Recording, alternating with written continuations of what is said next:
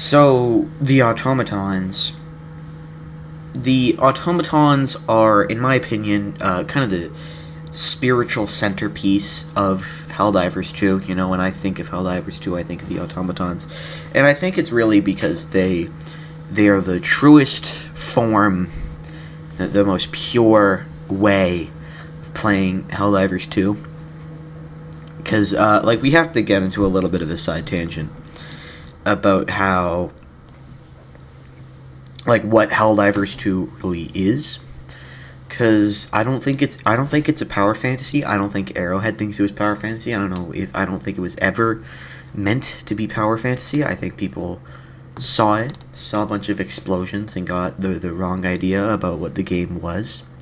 Because if you look at true power fantasy, it's quite boring. You know, when you think about a game like Doom, which is a power fantasy, it becomes a power fantasy purely through narrative and animation. The game is quite hard. It's not a power fantasy because it's hard. It's power fantasy because the narrative exists mostly only to gas you up.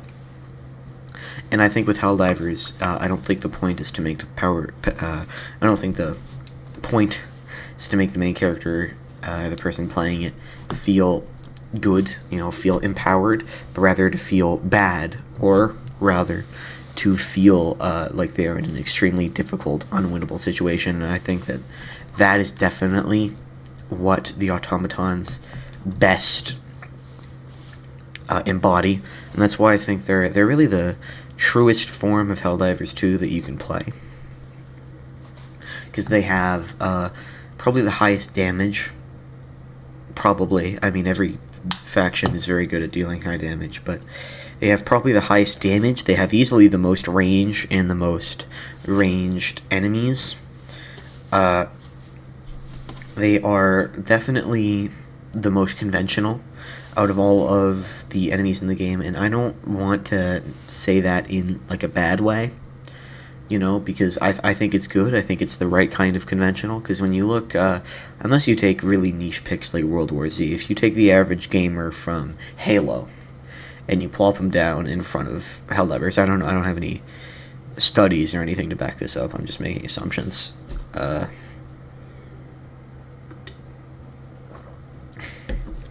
And you plop them down in front of Helldivers 2, one of the easiest things for them to understand will be the automatons, because the automatons are so much like the rest of video gaming, much more than the Terminids are, but they're not that in the bad way, because they put their own spin on it, because they remain a horde shooter, even if they are the least horde out of all the horde shooters. And I think it actually really depends on. I played D8. I usually play D10. This time I played D8 recently, and I was shocked. I was genuinely surprised by the sheer amount of small enemies, especially troopers, because troopers, if you don't play D10, which is fine, it's totally normal. I said earlier the game is meant to be hard, but it play at your own pace, enjoy it the way you want to enjoy it. If you don't want to play at D10, that's perfectly fine. I'm not here to call you a casual, but I am better than you. So what's important to mention is there were so many small enemies, and it was a really big pattern shift, because even medium enemies, like heavy devastators and rocket devastators, were reserved to a more elite level, not necessarily an elite level, but definitely a more elite level, which is not a pattern shared across D10, because in D10 you'll find that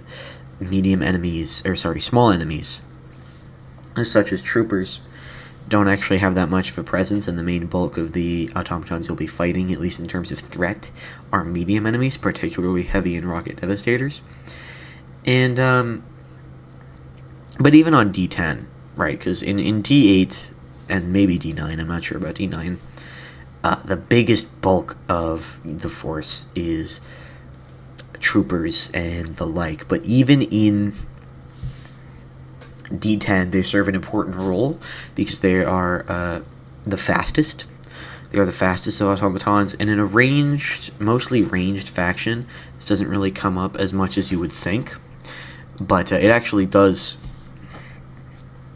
come up because if you're around cover, and I talked about this before, but if you're around cover, they're easily the best at getting to you, which is important. And they're really just a very flexible unit. Troopers, they're very important to the game and the health of the automaton gameplay loop. And I think they're a big part of it. And I like, there's the rest of the automaton forces. You know, you got stuff like rocket raiders.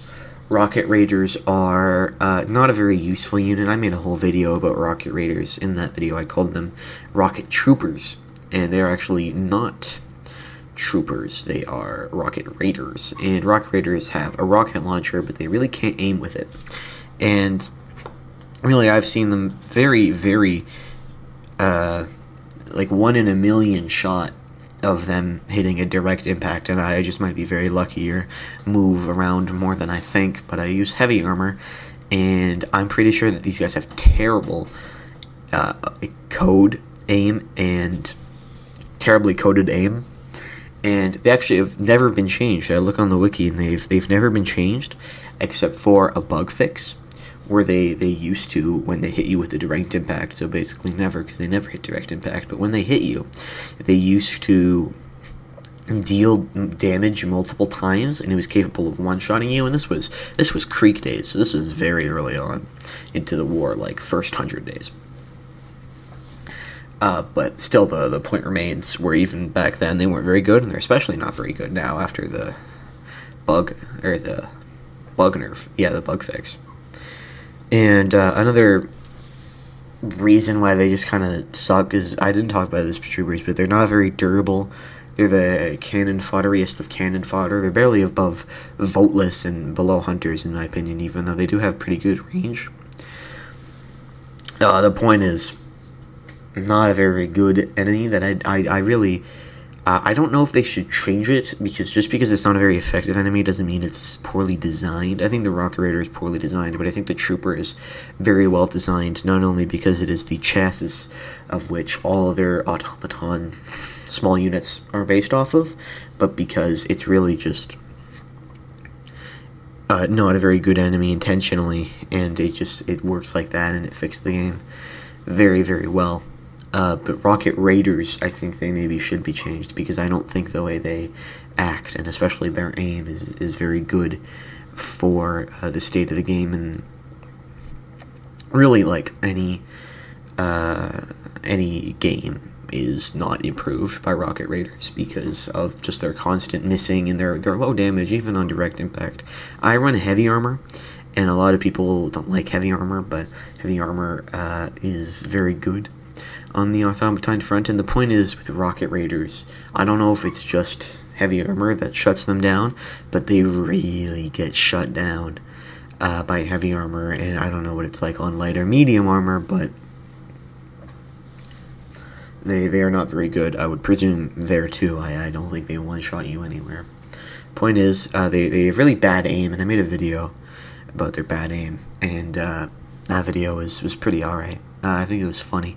Although, there's a point where you can't hear what I'm saying in the video, and I'm calling it a bunch of robot slurs, and we'll talk about robot slurs later, but basically what it came down to is a bunch of Vine Boom sound effects, and they're played so loud, because I edited in Canva at the time, and I feel like there's some weird bug sometimes where Canva sound effects sound a lot louder in the file than they do in the actual Canva app, which is also why the video about sub-objectives has such loud dings. I don't know, it's just a theory.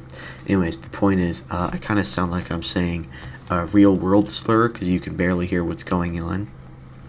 And I probably should fix that, like, say it in the comments or something, but I'm saying junk digger, but you can't hear the junk part. Anyways, it's not important, really.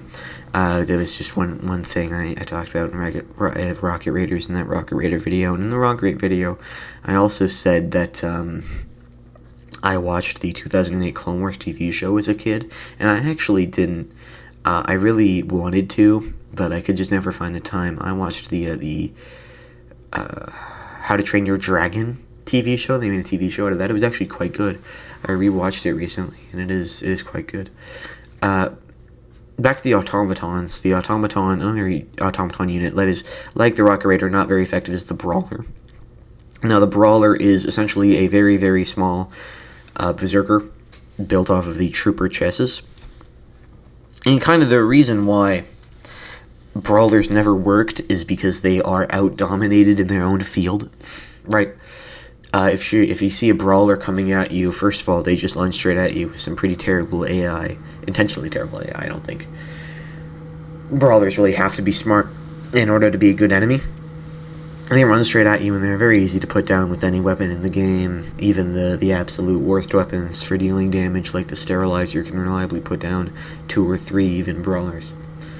And the thing about Brawlers is their swords, they glow red. And what's interesting is I don't actually know why. It might be like a heat thing.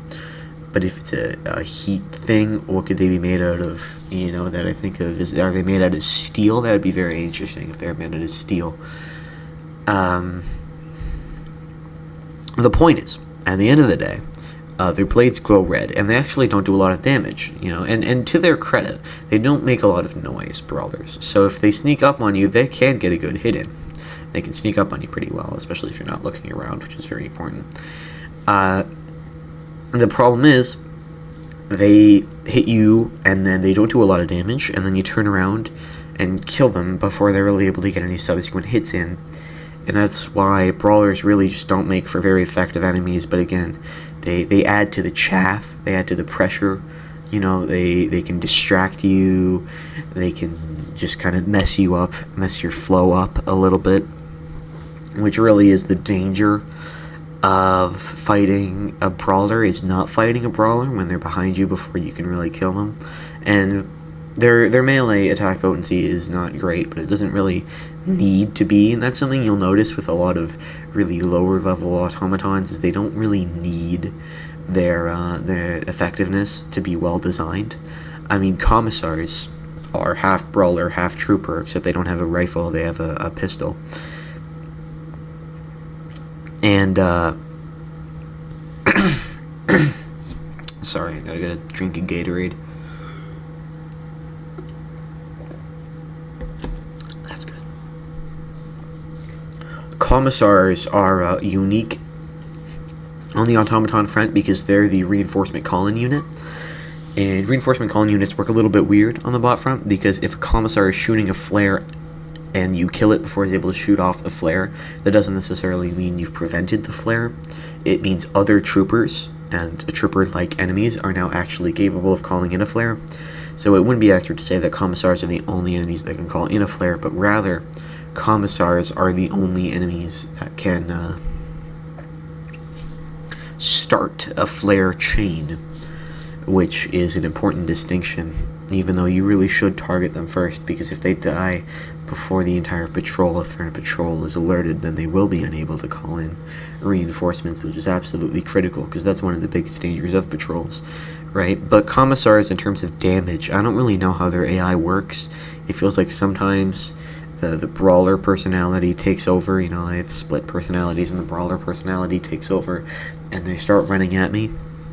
But other times the Trooper AI kind of kicks in and they kind of stay back. And on the wiki, if you look at the wiki, which is mostly, it's pretty reliable. I'll talk later about some of its flaws. But if you look at the wiki, it says that it's a crude form of the chain of command. I don't know if that's true, because I can't find a source on that. I'll probably ask the wiki Discord in a little bit. But if that's true, which I do think it is, I think it comes from an official release by Sony on PlayStation. But the point is, if that's true, then that proves the automatons are sentient, because otherwise they would have no need for a chain of command. But Commissars, like I said, obviously not very effective, but not only are they not effective, they're effective at doing a specific battlefield role, which is very important. Which is a very interesting discrepancy. They're almost like a support unit. And the automatons have a few, but not all that many support units. And that's why I think Commissars are so interesting. It's such a good dynamic for what they really are. But I think that the last 4 enemies we've talked about really haven't put that much damage in, and I think that's where MG Raiders really come into play. And there's MG Raiders, and then there's another automaton somewhere that's very similar that has like a fusion assault rifle, and these guys have a fusion machine gun. It's not really important. I'm not going to get into discrepancies all that much. The point is that they are the first real automaton unit to do an actual significant amount of damage, and I think that's best explained through the fact that when you go on D10, and I do recommend going on D10 if you're capable. Like I said, I think it's the truest form of Helldivers you can play, although I'm not a purist, and you can play other forms if that's really what makes more sense to you. But on D10, MG Raiders mostly replace troopers. You won't find a lot of troopers. You will still find rocket raiders, brawlers, and commissars, because those are commissars are integral to the gameplay loop. Brawlers are pretty cool, and rocket raiders are always fun to laugh at. But you won't find many troopers. You'll mostly find MG Raiders, and MG Raiders are much more of a threat. Not an actual threat, I would say, but they are definitely more of a threat than anything else in Class 1 automatons, and I used to call them that, and I still do call them that sometimes because of a video. The first video I ever made on this channel in the remaster designated most small units as Class 1, medium is Class 2, and anything bigger than that is Class 3. I don't really use that anymore because it never caught on, obviously. I wasn't a big channel at the time, and I'm not a big channel now, we'll see. But no, I just use light, medium, heavy, super heavy, and mega heavy when talking about Leviathans, Hive Lords. What was I talking about? MG Raiders. MG Raiders are the first small enemy to put in actual work. Right, actual damage, because they not only they deal high damage, not only they deal significant, like noticeable amounts of damage, they also fire for much longer periods of time because their weapons don't overheat as fast, and I think that's an important discrepancy where they don't reload their weapons, they cool them off, which I think puts a lot of pressure on a certain theory. I saw once that in my comment section that they use bullets with red tracers. I think that's just not true. We'll talk more about that later, though. Anyways, when MG Raiders weapons cool off, they can do a lot of shooting before that happens, and that's a big part of them. And also just the fact that they fire really quite fast makes they get like 3-4 hits, then your HP is already down in the red, at which point you should probably use a stim, which is why I like to bring stim armor a lot, because you get more stims, which allows you to outweigh a lot of stuff. But MG Raiders really are a much more common threat on D10s than one would think. Not that they're that much of a threat, but they like to bunch up. You know, you get 5 or 6 of them, and their aim is pretty bad because of suppression mechanics, but still, they will occasionally land a hit, and you'll be, you know, mildly inconvenienced when they do, and you'll be dead if they land a couple of them. Also, interesting thing about MG Raiders is they are suicide bombers. Not really. I mean, I in the War Crimes video I made, a lot of people pointed out that they weren't really technically suicide bombers, it's just faulty equipment, you know, it's a small discrepancy, and in that video I tried to be as nitpicky and bullshit as I really could, just to kind of maximize the crimes I could give them. And that's why I said, like, rocket devastators got an unjust suffering charge. Like, of course, that's not really deserved, and they wouldn't be tried for that at the Cyberstand trials, but, you know, the point still remains of I want it to be as nitpicky and bullshit as possible, and that's why I called MG Raiders suicide bombers, because they do explode when they die if hit in their energy box. I'm not really sure what to call it, but their backpack. And their backpack is a big thing because if it gets destroyed, it blows up. And this really means that you shouldn't be engaging with them in close quarters unless you have a lot of discrepancy on how to shoot and trigger discipline. And I've actually seen, I don't know how replicatable this is or even if this really happened because my memory's a little off, But I have seen before where right as an MG Raider comes out of a fabricator, I shot it, it ragdolled back into the fabricator, exploded, and destroyed the fabricator. I'm not sure of the validity of that. I could be misremembering because it's a little bullshit now that I think about it. But I think maybe it's possible. And if so, it's a very interesting idea. These fabricators are a big target when playing on the automaton front. And I think MG Raiders are really the backbone in terms of the damage of small enemies, because obviously troopers are the backbone of manufacturing, the backbone of design, really. But MG Raiders are the peak, the pinnacle, if you will, of what a small clanker can do.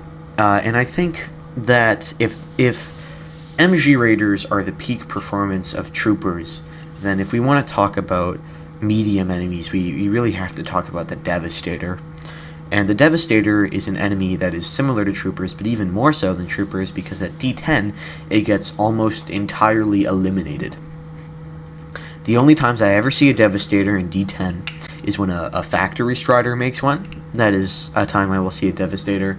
Or when a Bulk Fabricator will occasionally make a Devastator. And what's interesting about that is I once said in a video that we don't know where Devastators come from. And I don't know, a guy pointed out in my comment section, I thought I saw one come out from a Bulk Fabricator, but I had never seen that at the time, so I told him I don't think that's true. But looking back on it, that guy was absolutely right, and I want to do a video of reading comments soon, but it's on the list. The point is, Devastators are only really produced on D10s out of Bulk Fabricators or Factory Striders. And I think Factory Striders are probably the biggest source, because Bulk Fabricators tend to prefer producing heavier automatons. And other Devastator variants and stuff can come out of a Bulk Fabricator, I'm pretty sure, but mostly Hulks and tanks, actually. Still, it wouldn't be, Bulk Fabricators are not sufficient enough. And also, both those and Factory Striders came in at a later date in the Galactic War, so there was still production of Devastators before that. So, where's that production? All these questions that go unanswered implies that there is still production of Devastators somewhere else other than Bulk Fabricators and Factory Striders. But the Devastator really is the core, right, of medium enemies. And when you look at every other medium enemy, they're really a variation of the Devastator, with the exception of Rocket Striders, for obvious reasons. Devastators are not actually that much of a threat. I used to think on D1 they're a mission objective, and I used to think they were bigger than they were, but now that I played on D10, I completely forgot about them, because they are not significant factors. They don't fire very fast, they don't do a lot of damage, they don't have a lot of health. They're one tap in the head like every other thing, or maybe two tap depending on what weapon you have. But if you have a weapon that two taps them, that weapon very likely has an extremely high fire rate, or even just is fully automatic. Like the Liberator three taps them, but the Liberator shoots 3 bullets quite fast, so it doesn't end up being a hindrance. Like shotguns in Insurgency Sandstorm will one shot, but the rifles won't. But that's balanced because rifles kill so fast, doesn't really make a difference anywhere. I feel like Devastators are really similar to that.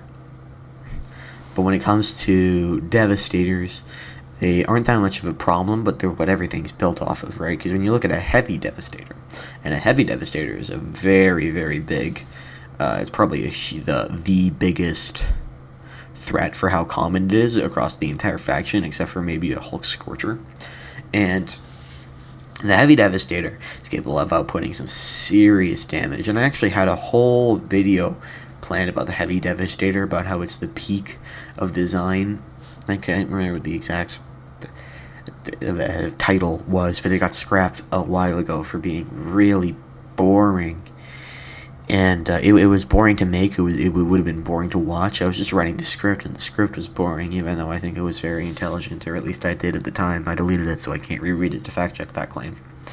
Point is, Heavy Devastator is very good, and they're literally just a Devastator with a different weapon and a shield, even though in this case the weapon is on a different arm, which actually suggests a lot of modularity to the Devastator, which provides a lot of credence to the theory that they are the chassis of which everything is designed around. And the Heavy Devastator, one thing that was always interesting to me about the Heavy Devastator is you would think flanking would be rewarded, but it's really not, because flanking in most games is rewarded because it's a skillful maneuver. You need a distraction, you need quick mobility.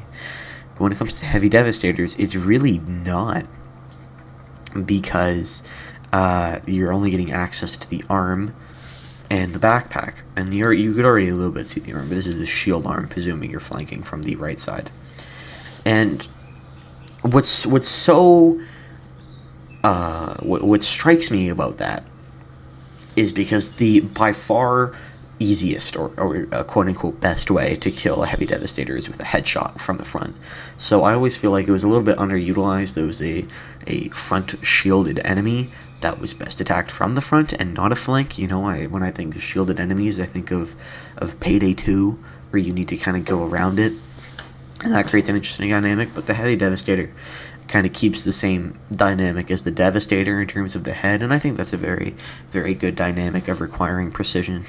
But the Heavy Devastator is capable of some serious firing output, and Heavy Devastators often come in pricks with a few other Heavy Devastators, other Rocket Devastators, your standard patrol layout, a Hulk and some chaff. And especially in those big groups, they can start to do serious damage, which is where suppression becomes a very important factor. And the reasons with suppression is when you shoot at them, they have terrible aim.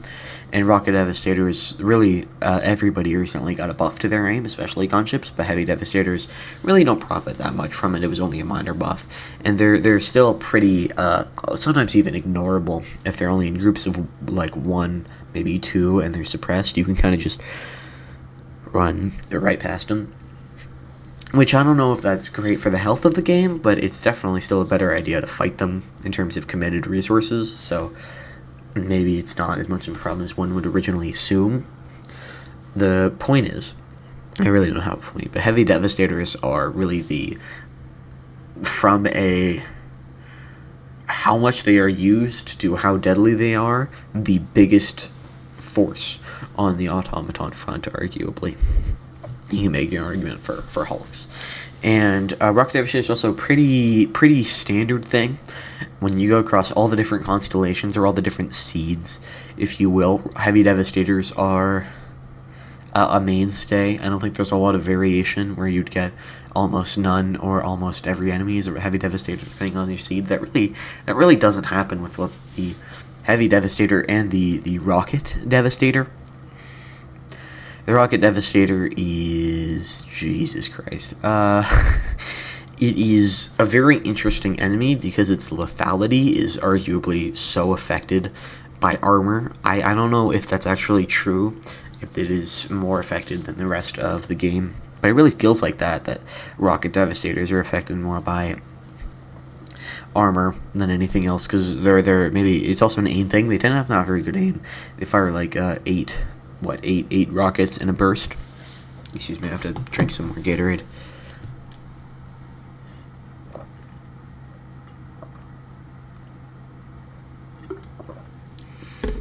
And out of those rockets, maybe 7 or 8 of them, or sorry, 6 or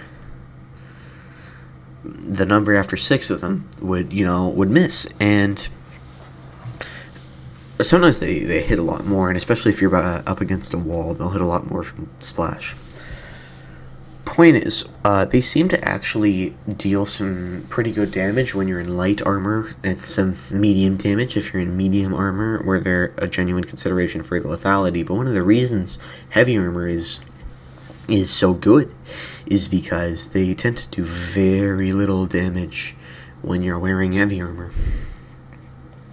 I was once using the Fortified Commando, which is the heaviest armor set in the game. I made a whole video about it, and in that video, in the second part of the video, the one that talks about the Fortified Commando, there's a huge amount of audio desync, and I'm really not sure what caused it, but it makes all the visuals off, and it sucks. And I'm really disappointed in that video. maybe I'll remaster it one day. I've remastered a few videos in my time. The point is, I was once using the Fortified Commando, and I was getting shot at by a Rocket Devastator, just that, and I got hit by one rocket, and it probably dealt, like 5% of my total HP as damage. So really, really nothing. And then it shot me up, about maybe 5 meters into the air. And the amount of fall damage I took from 5 meters in the air was approximately the same amount of damage as that I took from the actual rocket, which is just shocking, because I just can't imagine that that's anything like what it would be on light armor. Oh, I'm not sure, because I don't run light armor. And maybe I'm talking out of my ass here, but maybe not. You know what I mean? And I think that because of that, Rocket Devastators almost occupy a support role, because they are awful at killing you, but they are really, really quite good at stunning you.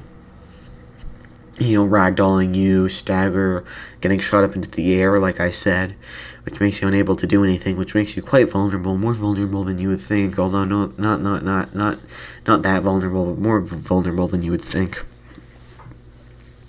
to especially heavy devastators and other high-powered damage-dealing automatons, even in the medium class, especially rocket striders. You think rocket striders when you think of that. And that's what makes Rocket Devastators so dangerous, is because they're so good at stunning you, that even if they can't kill you, they will make it easier for the rest of the world around you to kill you. You know, and I don't like I said, I don't know what the experience is like on light armor, so that could be quite the controversial opinion. But I really don't know, and quite frankly, I don't care what light armor users on the bots have to think, because I really won't ever understand them. But at the end of the day, my point is Rocket Devastators are quite good at launching you up into the air, which makes everything around you very easy to kill you, because Rocket Devastators, I said the story about the one time when I fought it and I took fall damage and yada yada yada, and I was solo. But usually when you're fighting Rocket Devastators, you're not fighting just the Rocket Devastator, you're firing a whole patrol, at the very least, of automatons, sometimes as much as an entire bot drop or fortress. And I think that's intentional by Arrowhead, because they knew that a Rocket Devastator was not a threat on its own, even though it does have an arm cannon the same way the regular Devastator does, because it's really just a Devastator with rocket pods. But that arm cannon, like we talked about in the Devastator segment, is not really that much of a threat, and it isn't on the Rocket Devastator either. And all of its weapons really aren't that good at killing you, but they are quite good at stunning you, as I've said a few times. And I think that's why you never really fight them alone. You never really fight anything alone, really. You always have your squad mates, and they always have their comrades, the clanker comrades, I would guess. The point is, Rocket Devastators are a very interesting enemy that I will not bother to do any research into fighting them with light armor. And I had a theory in my comment section once that some guy said. He said that Berserkers, this is on a video about Berserkers being designed for war crimes, which is a theory I do believe in, and I don't think the automatons are good guys, and we'll get into that later. But the theory that Berserkers were made by stripping down Devastators, I don't necessarily think that's true. I think actually that Berserkers are made out of spare parts, but I think it's very, very, very plausible that Berserkers are stripped down Devastators, because when you look at them, Berserkers are really Devastators with slimmer forms and replaced weapons, and I think the Devastators are a module, which kind of explains that. That's really interesting, in my opinion. I always like getting more about the manufacturing process of the automatons and really how their society works on a deeper fundamental level, which we don't totally get to see every time we play.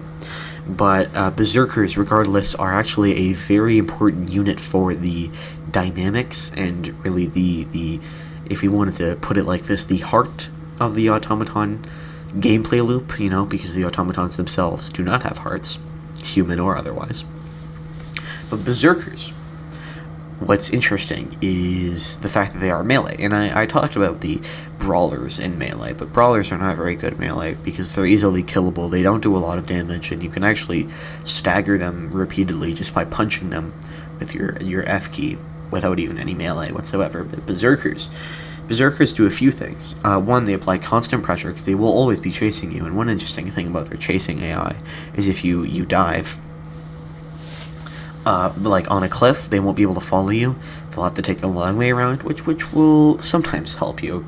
But honestly, it's usually better to fight them head on. But they often come in groups of sometimes as much as 8, right? Which is it's just such a brick of metal that you have to get through with some DPS, which is kind of Berserkers are one of the biggest credences to the school of thought of stratagem weapons being used to kill medium enemies, even though it's not one I agree with. But Berserkers are so important to the heart of the automaton gameplay loop because they're chasers, right?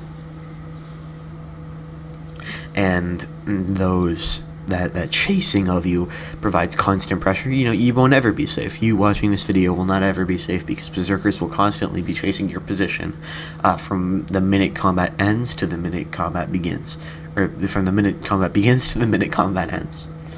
And I think that's important because even if you keep brawlers, without Berserkers, cover would just be too overpowered. It'd be too easy to hold a position because Berserkers are actually deceptively fast. Not fast, but faster than heavy Devastators, for example. And they're difficult to deal with. And they deal a huge amount of melee damage. I think they 2-shot you even in the heaviest of armors. I think in Fortified Commando it's a 3-shot anyways. At the end of the day, though, they're so integral because they also are one of the biggest reasons why melee is so bad on the automatons is because melee will reliably deal with brawlers. And I have a whole video planned about melee somewhere down the pipeline, but it might not be coming out soon, sadly. I have a whole video somewhere. I have a whole... God, what am I saying? Berserkers are one of the biggest reasons why melee is so bad because they won't... Melee weapons will not stagger a Berserker the same way they will a brawler. Which is a gigantic problem because the Berserker will still stagger you. And when you look at a Berserker staggering you, it makes you impossible to move or fight back, and really that makes you really susceptible to follow-up hits. And what really happens if you try to bring a sword to fight a Berserker is you die, right? Because they're a melee unit that is the biggest counter to melee units in the entire game, but they're not the only counter to melee units. Automatons actually have some melee on there, especially Devastators that can punch you, which is actually quite deadly. Especially with Hulk Scourgers around, but the point is, Berserkers are the mainstay of automaton melee bars, and they're exactly how they shut down melee. The same way the Terminids do. With, basically if there's a melee unit that is bigger than you, melee becomes next to impossible.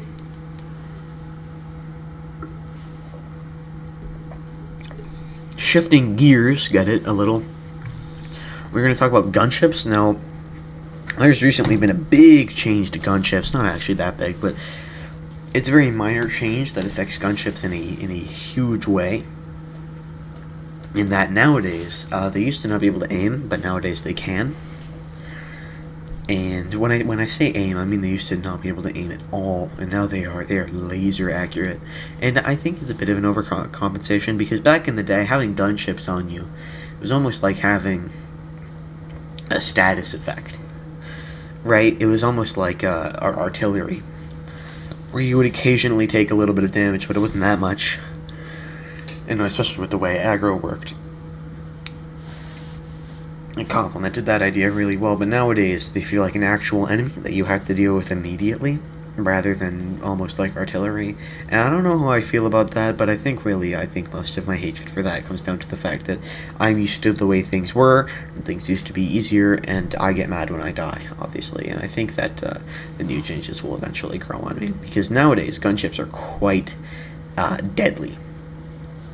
And gunships are an interesting enigma because they are one of two enemies on the bot front that could be that are like you get an advantage from bringing medium pen weapons, like especially primaries, and firing with them. And you might think, oh, you can defang factory starters, but realistically, you're not really going to be doing that with your primary before you die.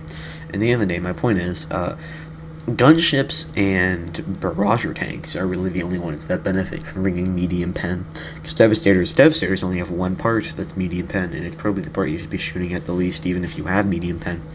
But the point is, I should probably stop saying the point is so much, because I'm really not getting to the point, and I'm really never getting to the point.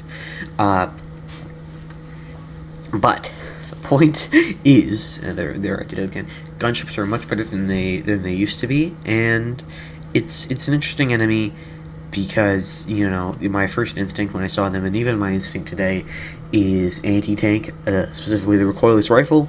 There's some effort in terms of tracking shots and stuff like that, but I think really at the end of the day, the recoilless rifle is the easiest, the go-to solution, even though it is a bit of a waste of resources, considering gunships often come in 1, 2s, and 3s, or not 1s. But gunships are really just much more deadly than you would think. So while it is possible today, even today, to kill them with medium pen, it's best to go for the overcompensating one-size-fits-all solution of the recoilless rifle. It's just better, it just really is the no thought almost solution to fighting gunships, and I think that's best when it comes to fighting gunships, because you want to get them nowadays. You want to get them off as quickly as possible. So, gunships, honestly, they're not that much of an impactful enemy the same way rocket devastators, heavy devastators, troopers, or berserkers are. You could feasibly remove gunships from the game without it being that much worse, but I do think they do add to the experience by being there. And I think they are fun to fight, even though they can be sometimes annoying, especially with their new changes but the fact that they're pretty easily held back by the fact that they come out of a secondary objective. And I think gunship patrols has been scaled back, because I don't see it as much as I used to as a modifier. But nowadays, when you fight gunships, you're almost always fighting gunships that came out of a gunship fabricator. And it's an interesting enemy, because you could dive deep into the dynamics it creates, but really at the end of the day, it's best dealt with immediately and with overwhelming unnecessary force.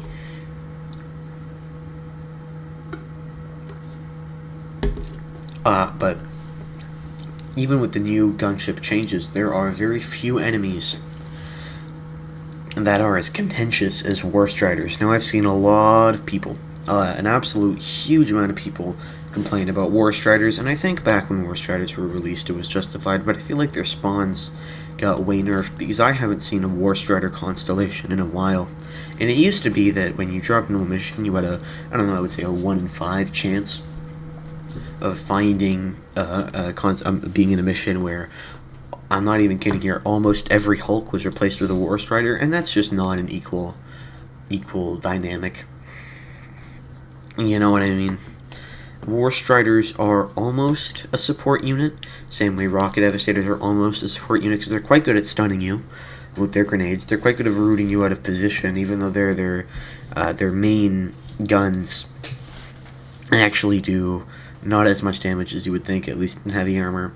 War Striders are no longer that much of an ordeal to fight, because they now only come in 1s, and they're a pretty obvious target right off the bat, even though they might still be a little bit spammed. And I think whether or not they're still an unbalanced enemy kind of depends on whether or not you're the type of guy who brings AT. I think that really influences your position, because if you're the kind of guy who does bring anti-tank, you obviously used to think they were overpowered, but now you wouldn't really think that as much. Meanwhile, you would see a change, but you wouldn't you would still think they're overpowered if you're the kind of guy who doesn't use anti-tank. And I think it's the problem of where you overestimate. It's got two possible explanations for the same problem, where you either overestimate the problem when it affects you directly, or underestimate the problem when it doesn't affect you directly. And I think overall, looking at it from an objective standpoint, War Striders are in an all right place.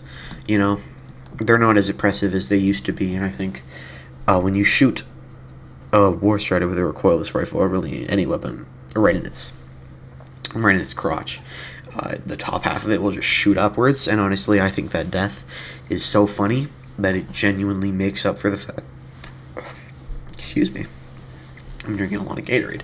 It makes up for the fact that they are pretty annoying to fight, or at least used to be. And War Striders really just used to be oppressive, but they're a lot less right now. And I can write an essay about the history of War Striders, but I'm not going to for now. We'll keep that on the back burner for a while. Because at the end of the day, they're not as notable as they used to be, even though they're still, they're a threat. They're grenades. You can throw back their grenades, even though I think it's not very practical considering how many of them there are. It's pretty practical with troopers, for example, doing it. But the amount of HE grenades a War Strider can spew out. And War Striders are really, I'll say it, they're in a good place. They've got a few flaws. For example, the fact that the eye is not actually a weak point and is not one-shot by the recoilless rifle. That's stupid, in my opinion. That breaks, it wouldn't break balance if it were the case, and it would keep internal consistency, because this is the part that brings down a factory Strider. And at the end of the day, it's just a fun, not the most fun, but definitely a fun enemy. And I would say nowadays, and it is in a good enough position where I would say it is a genuinely competent, maybe not perfect, but competent addition to the automaton roster. And I think Rocket Striders are a really good example of that too. And they're not technically called Rocket Striders, they're called Reinforced Scout Striders. And normal Scout Striders are found at lower difficulty missions. And Rocket Striders, and I will just call them Rocket Striders because they have rockets, even though they don't have rockets. They're called missiles, but they're actually rockets. They used to be a big argument I would see in favor of bringing medium pen. And even at the time, this was a skill issue, just shoot the rockets. And nowadays, it's even less of a skill issue because their legs are medium pen. And if you go back to a video I made a while back that remastered my first video and was honestly worse than the original video, but the point is, back then I said I really hated Rocket Striders because if they shoot off all 4 of their rockets, they become invincible to medium pen, which is true, to light pen, which is true at the time. But I really think even back then I was coping because they it's very rare for them to shoot off all their rockets. And nowadays their legs are light pen, which means even if they do shoot off the rockets, they're terrible but feasible to take down. And that was a big important discretion to make nowadays. And I would not play D8. I remember this before I unlocked the Steeled Veterans War Bond and had the Senator. I would not play D8 because I refused to play against Rocket Striders because that was that bad of a game. But when I got the Senator and it had heavy pen, because by the time I got it, it had heavy pen. It didn't launch with heavy pen, but by the time I got it, it did, and it was critical to my enjoyment of the game at the time. It is no longer. I can run without the Senator, but back then it provided me the easy way out, the crutch for fighting Rocket Striders, which I think I needed at the time, but I no longer need now. Nowadays, Rocket Striders are interesting. They have their main red cannons. I don't know exactly what to call them, but I'm going to call them their red cannons, and then their rockets, obviously. And they also have a stomp attack, which is, like I said, it's not very great, but it's passable, I guess. It's automaton melee. It's passable. But and their red shots are really not that much of a threat either.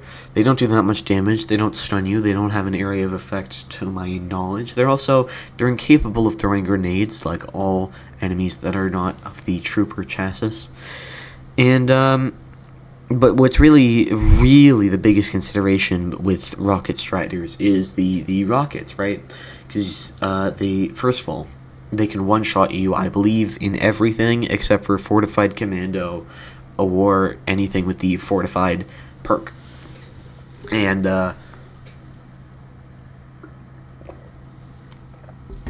that's big, because that's really the first big one-shot that you got to be aware of. And I think it's balanced. I think it's the Halo CE style of one shot where it is balanced, except for Rocket Launcher Flood, because the rocket is easily dodgeable, makes a recognizable sound cue. If you have basic situational awareness, you'll be fine. I ran into a guy on the Discord, because I like to be on the Discord. I ran into a guy who said that they were too difficult, because their rockets were too difficult to dodge, and I fundamentally disagree with that, and I like disagreeing with people. I think that arguing with someone isn't the best way to understand their viewpoint and really understand, how they view the world.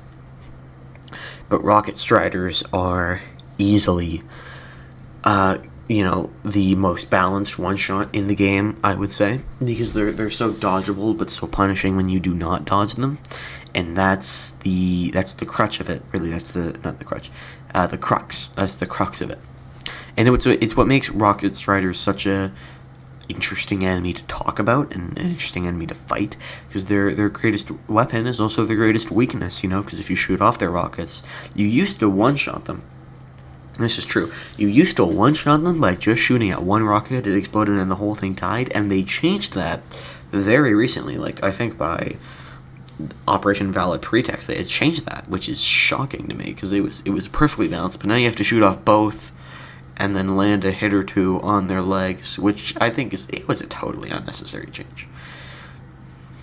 You didn't need that. They were in a perfectly fine place before. I'd argue they were in a perfect place, actually, in terms of balance. Well, no, they weren't in a perfect place balance. No place in balance is ever perfect, but they were in a next to perfect place of balance, and I really don't think that the change didn't change that much, but I don't think the change was necessary at all. And rocket striders are just such an interesting enemy, because they also violate, they're almost like they're ATSTs. They're an ATST to what a Stormtrooper is, because they violate, Devastators, Heavy Devastators, Rocket Devastators, and Berserkers are all clearly built out of the same chassis, and Rocket Striders are the only medium enemy that is not built out of that chassis. And you can argue that they're not medium enemies, because when you look on a mini-map, they do show up as a red dot. But, I would say that's, ridiculous. And they shouldn't deserve to have that red dot. But they do. So maybe the game classifies them as heavy, which is why they made those changes. But I think that's ridiculous. You would never use AT on a Rocket Strider, but Rocket Striders nowadays have some unnecessary changes, but I still really, really like them. I think they're a great enemy, even if they do take away from the consistency a little bit. Maybe that's something only I would notice, or even only I would think is true. And you're free to come up with their own opinion, but I do think Rocket Striders are, even from a visual standpoint, well designed. And they are really they are not the core, they are not the heart, but they are the, lungs. They're the lungs of the automaton force. And if Rocket Striders are the lungs of an automaton force because they are just so well designed and fun to fight, I think Hulks are the rib cage. Really, Hulks are the entire skeletal system of the automatons, because they're what you're building around, right? Any build can reliably take down Heavy Devastators or Troopers, but not every build can reliably take down, Hulks. And you do need to have a build that can take down Hulks. And I think that's one of the biggest differences between the automatons and the rest of the factions, is that you can get away with bugs on 1 or 2 players not bringing any anti-tank whatsoever, right? Because the whole team is capable of focusing on a single target, like a charger. In theory, you should probably bring some backup. But the point is, if you bring no or not that much anti-tank to the bots, you will get your shit kicked in by Hulks, because Hulks are so common. And the Senator works okay. Now, what's interesting about Hulks is they come in 3 different flavors. We're not going to talk about the Hulk Obliterator. You know what, actually? We will talk about the Hulk Obliterator, and we're going to talk about the Hulk Obliterator because nobody talks about the Hulk Obliterator. And I mentioned it as a side gag in one of my videos, and I don't even know if I should have done that because I don't think anybody got it. The only time you'd ever fight a Hulk Obliterator is if you're on an Eradicate Hulk mission. Or so I would, destroy Hulk mission at difficulty 4, then you have a chance of finding a Hulk Obliterator. And I don't think they were a necessary addition to the game. They're literally just a Hulk Bruiser, but with 2 rocket launchers, and the rocket launcher is the least threatening part of a Hulk Bruiser. So they end up being quite an undervalued and useless. I would, I'll go so far as to say useless enemy. On the automaton front, which is why I think they're so underutilized. And I think they're not underutilized. They're perfectly normally utilized in terms of power, but even though their power sucks. And I think much more interesting to talk about is the Hulk Bruiser, especially because I made a video actually about this, about the Hulk Bruiser. I think it was called, A Tale of Two Hulks. And, in that video, I said that... Oh god, what did I said that, the Hulk Bruiser, which was much less interesting than the Hulk Scorcher, and I think that to be true. The Hulk Bruiser is much more easily 3-shottable with the Senator because it remains stationary, it's easier to run away from, it's easier to dodge the attacks. But I don't think it's a bad enemy, I don't think it's a poorly designed enemy or even an annoying enemy, because really I think what the Hulk Bruiser succeeds in doing is providing, that brick, that area denial, that defense, while also keeping up this this moderate damage. That's pretty good damage. Honestly, it is damage that you would expect out of a small, not small, but a medium automaton. But I don't think I don't think it needs to be that souped up in order to fit the Hulk. And the Hulk Bruiser is, while the Hulk Bruiser is an interesting enemy, I think the Hulk Scorcher is far more worthy to talk about, because the Hulk Scorcher is a CQB and even a melee unit. And really, they're the only one of 2 competent melee units on the automatons. And I hate to insult Joel's forces like that, actually, I love to do it, but I think they're key. I think they're absolutely key. Because, their flamethrowers deal a lot of damage very quickly. However, they're counteractable. They're not an instant kill. You can dive out of the way and stim. That's what I normally do. If you get hit, they're pretty slow and you can run away from them. But they also have a saw blade, and like I said about the Berserker, they're critical for pressure, although they're much more critical for pressure because they're not only cover pressure, like good at rooting you out of cover, they're also AT pressure, forcing you to bring anti-tank weaponry. And that is definitely something that the automatons routinely reinforce, but is probably the Hulk Scorcher is one of the biggest examples of it. And the Hulk Scorcher actually has one of my favorite animations in the game, where sometimes if something gets in the way of the Hulk Scorcher will do a very specific animation of breaking it with its saw, and that is easily one of my favorite animations across the entire game. It's so clean, it's so powerful.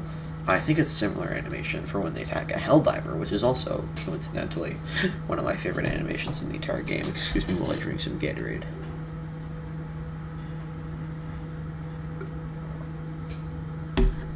That's good stuff. I like Gatorade. Hulk Scorchers are...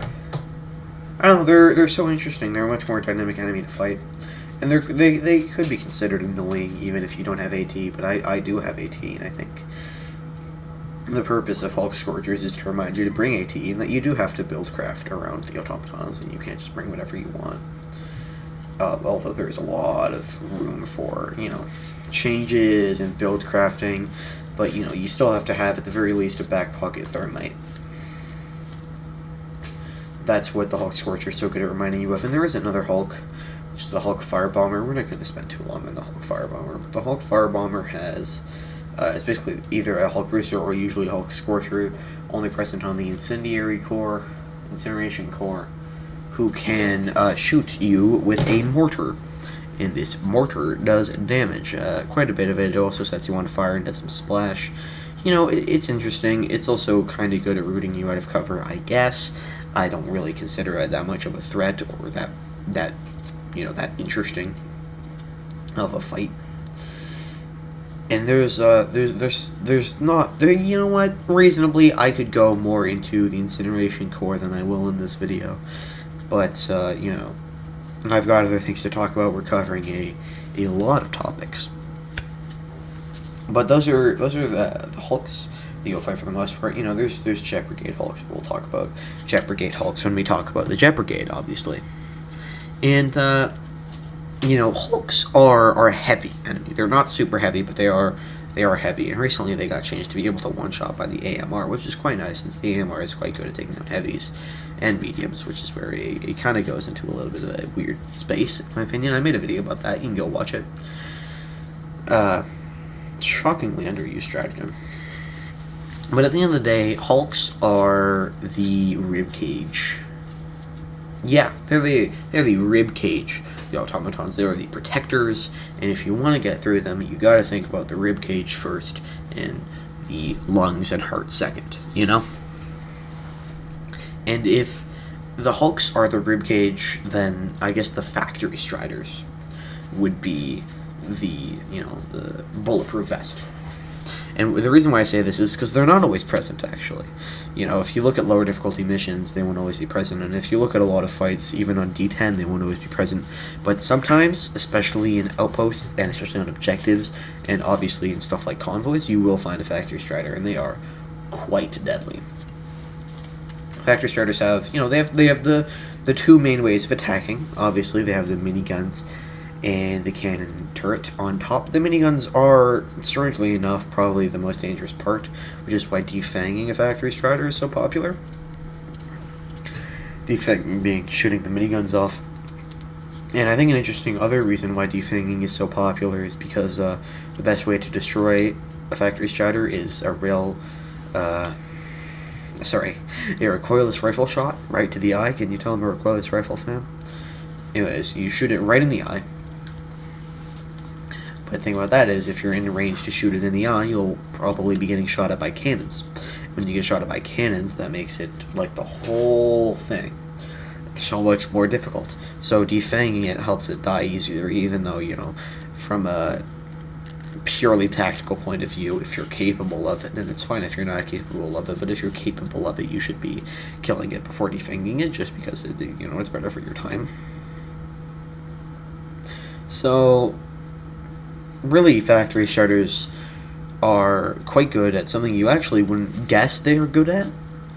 But what they're quite good at is detecting stealth divers, and my friend Sato will talk about this at length, and we're pretty sure it's a bug. We don't think it's intended by Arrowhead, but Factory Striders are shockingly good, at finding you if you're stealthing. And, it kind of breaks the flow of gameplay stealth, more than you would even think. And it's not good.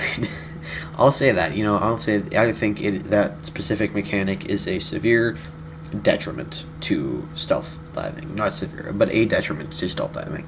And I think it should be altered. But really, Factory Striders, besides that, are quite well-designed enemies. The cannon turret on top can't look down, so if you get close, it's not that big of an issue. It also doesn't fire very much and has an obvious Q, making it very dodgeable. Like the rocket on the Rocket Strider. But the Factory Strider is quite good. It also, being a factory gives you more automatons to fight, being more Devastators, and that's why they're one of the only sources of Devastators you'll see on D10. D10 moves away from Devastators, as I've already mentioned. So, basically, at the end of the day, a Factory Strider is the second biggest thing on the automaton front, and the biggest thing on the automaton front if we don't think about sub-factions.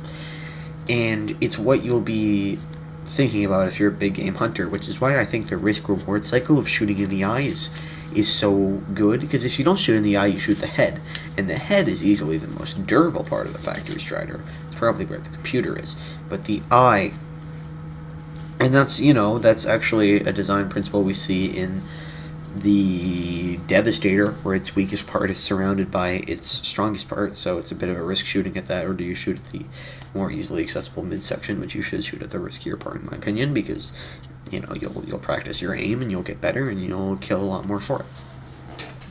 The factory striders, really, honestly, the Devastators they produce are not that much of a threat. They produce 4 at a time, but they don't do it very often, or as much as you would think.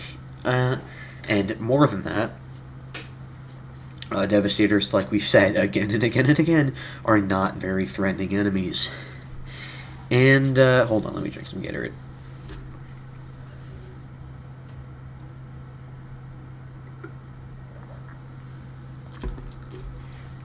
Even with that considered, factory striders are still deadly. Although, if you're using the Fortified Commando and you stim, you can actually survive for a decent amount of time its miniguns. And I think the factory strider is what is the perfect, example of a really heavy enemy. Because you look at a really heavy enemy like, let's take a super heavy like the Bile Titan. The Bile Titan isn't all about precision, because the bugs aren't all about precision. They partially are. But the automatons are all about precision, and we'll talk about that later. And when you're all about precision like that, you need your super heavy to echo that. And I think factory striders do that really well with the eye weak spot. And, you can also get under them, and that works. It's also probably your best bet if you're trying to use the Senator to kill one, which you should not be doing under any circumstances. But, you be you, and you do the stupid things you were going to do.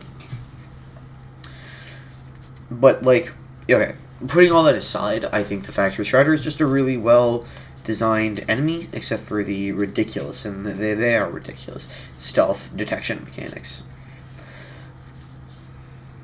And, really, there is one thing I did neglect to mention that I was going to bring up in between Hulks and factory striders, tanks. Tanks were added retroactively to the game, and I remember the time before tanks. And I remember the time before tanks quite well, actually, because my friend Sato, they added anti-tank mines before they added tanks, and my friend Sato, who he said, I remember him saying, I have a conspiracy theory that the only reason they're adding anti-tank mines is so that they can add tanks later. And I remember not believing him. I thought it was pretty flimsy evidence, and honestly, it is pretty flimsy evidence, but they did add tanks. They added tanks. And, flimsy evidence being correct, even though necessarily the evidence wasn't very good, is something that is not new to this community. The old Illuminate leaks, they said the Illuminate will come and they look like this. The Illuminate did come, but they didn't look like that, which means the leaks were nonsense, but they were actually, coincidentally right. Although you could argue it wasn't coincidence, that it was inevitable, but still, not the point. I remember time before tanks, and I think tanks are a good addition. Tanks come in 3 varieties. You got the Shredder tank, the Devastator tank, and the Barrager tank. The Barrager tank has a turbulent history. It used to be very bad. It is now only slightly bad. It used to be that the barrels, I guess you could call them that, the barrels were only light armor, and I saw a lot of people wasting AT when they really did not need to at all. And they would always be so shocked and surprised, because you wouldn't think it's light armor, but now they changed it to medium armor. And I remember back I made a joke about Barrager tanks, that you could shoot them with a pistol, like that clip from Saving Private Ryan, but now you can't do that. And after that change, which, to be honest, was probably a good change, because, they were laughable at the time. They were just stupid, and nobody liked them. Or everybody loved them, because they were so easy and stupid. And nowadays, Barrager tanks are much more of a threat. However, they are limited by the fact that they very rarely hit anything, because instead of shooting directly at you, they shoot up into the air, and they actually shoot the same thing that rocket striders do, but they shoot way up into the air, and they wait for it to land, and by that time, you'll have already moved. So they're not actually very good at pressuring you out of cover, because even if you are in cover, you'll have left cover. And, you know, across all the tanks, really the Barrager tank is the worst one. Even though it is better than it once was, its damage output still just can't compete with the rest of the tanks. And if you want to talk about a tank with damage output, you know, you can talk about the Shredder tank, which is basically a bunch of tank MGs. Now, Shredder tanks, well, you know, they shred. They do a lot of damage. They do it very quickly, and they can do a lot of damage to anything, really. And it's well, you know, it's deadly. It's a real consideration. It's great area denial, even though it doesn't have the longest range.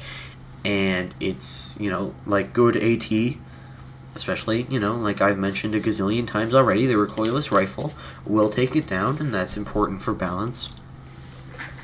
But just the Shredder tank is a very well-designed enemy. You know, across all tanks, you can take out the treads, and taking out the treads is usually, in my opinion, a terrible idea, because you have no reason to cripple and then kill when it's equally as easy to just kill.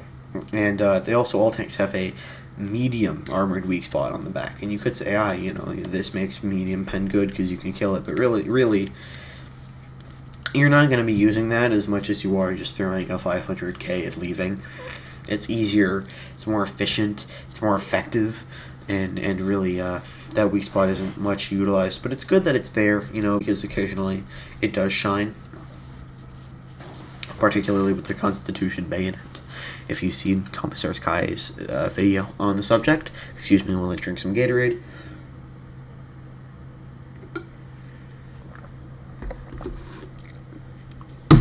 Tanks.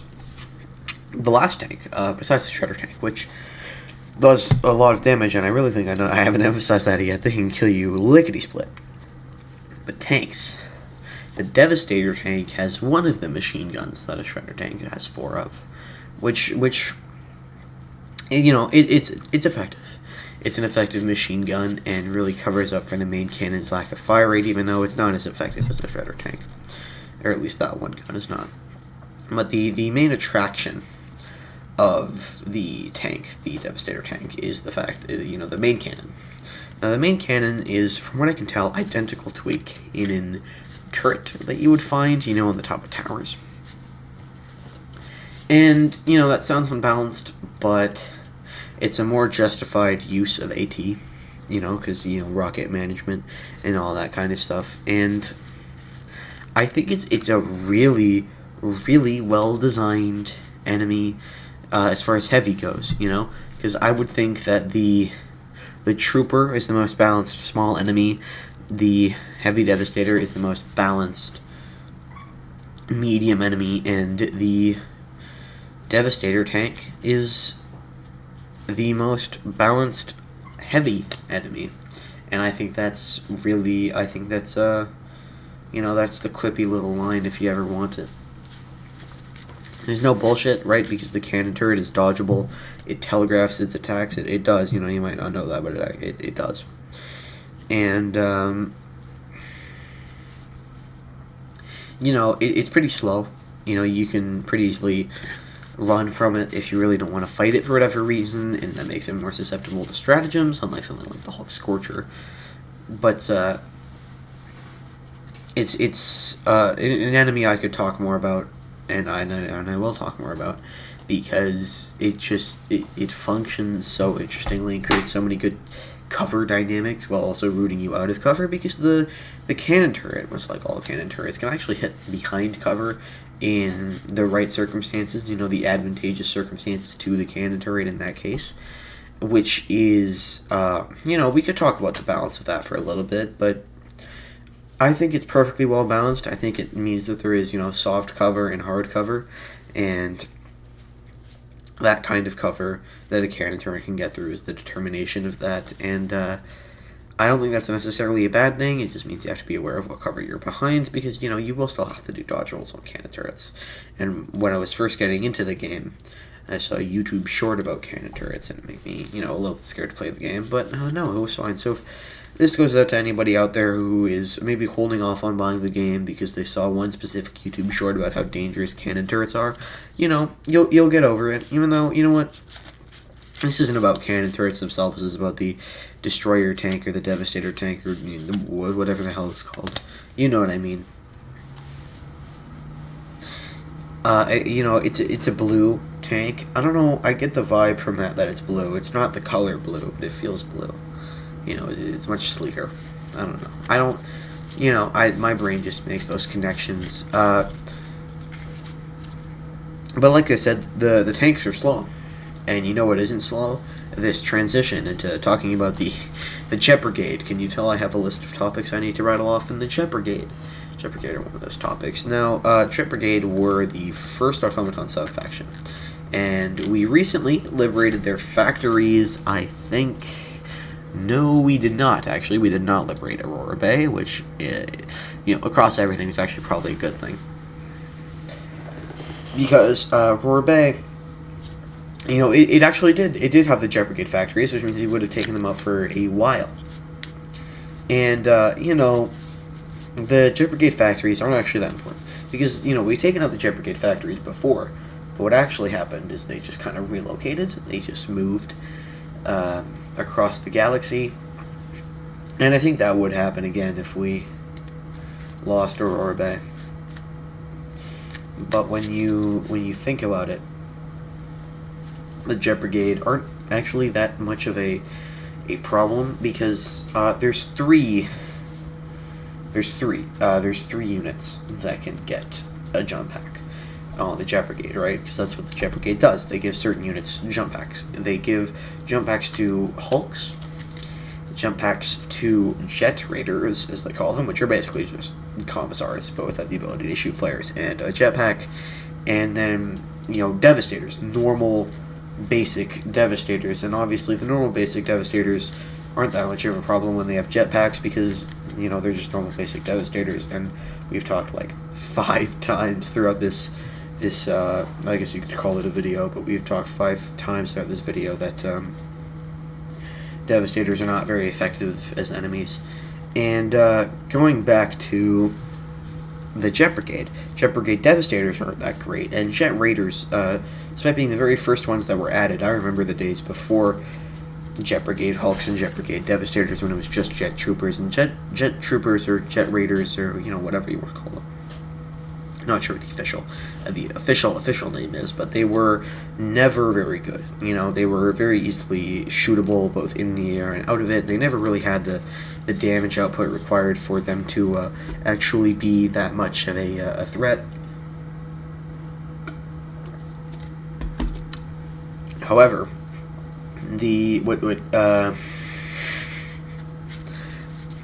what you'll find is the Hulk, the Jet Brigade Hulk, the Jump Hulk, whatever you want to call it, does offer something of a threat, actually, because, well, sometimes it's a Hulk Scorcher, and a Hulk Bruiser with a jetpack ain't that bad, but a Hulk Scorcher with a jetpack is very bad. It can really just mess up your day because they get in close and then they can melee fire. It's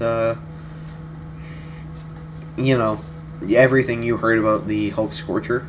Everything there is to know about the Hulk Scorcher. Now imagine the Hulk Scorcher just was always right in front of you, and really in every other scenario with a Hulk Scorcher, they are not that much of a problem.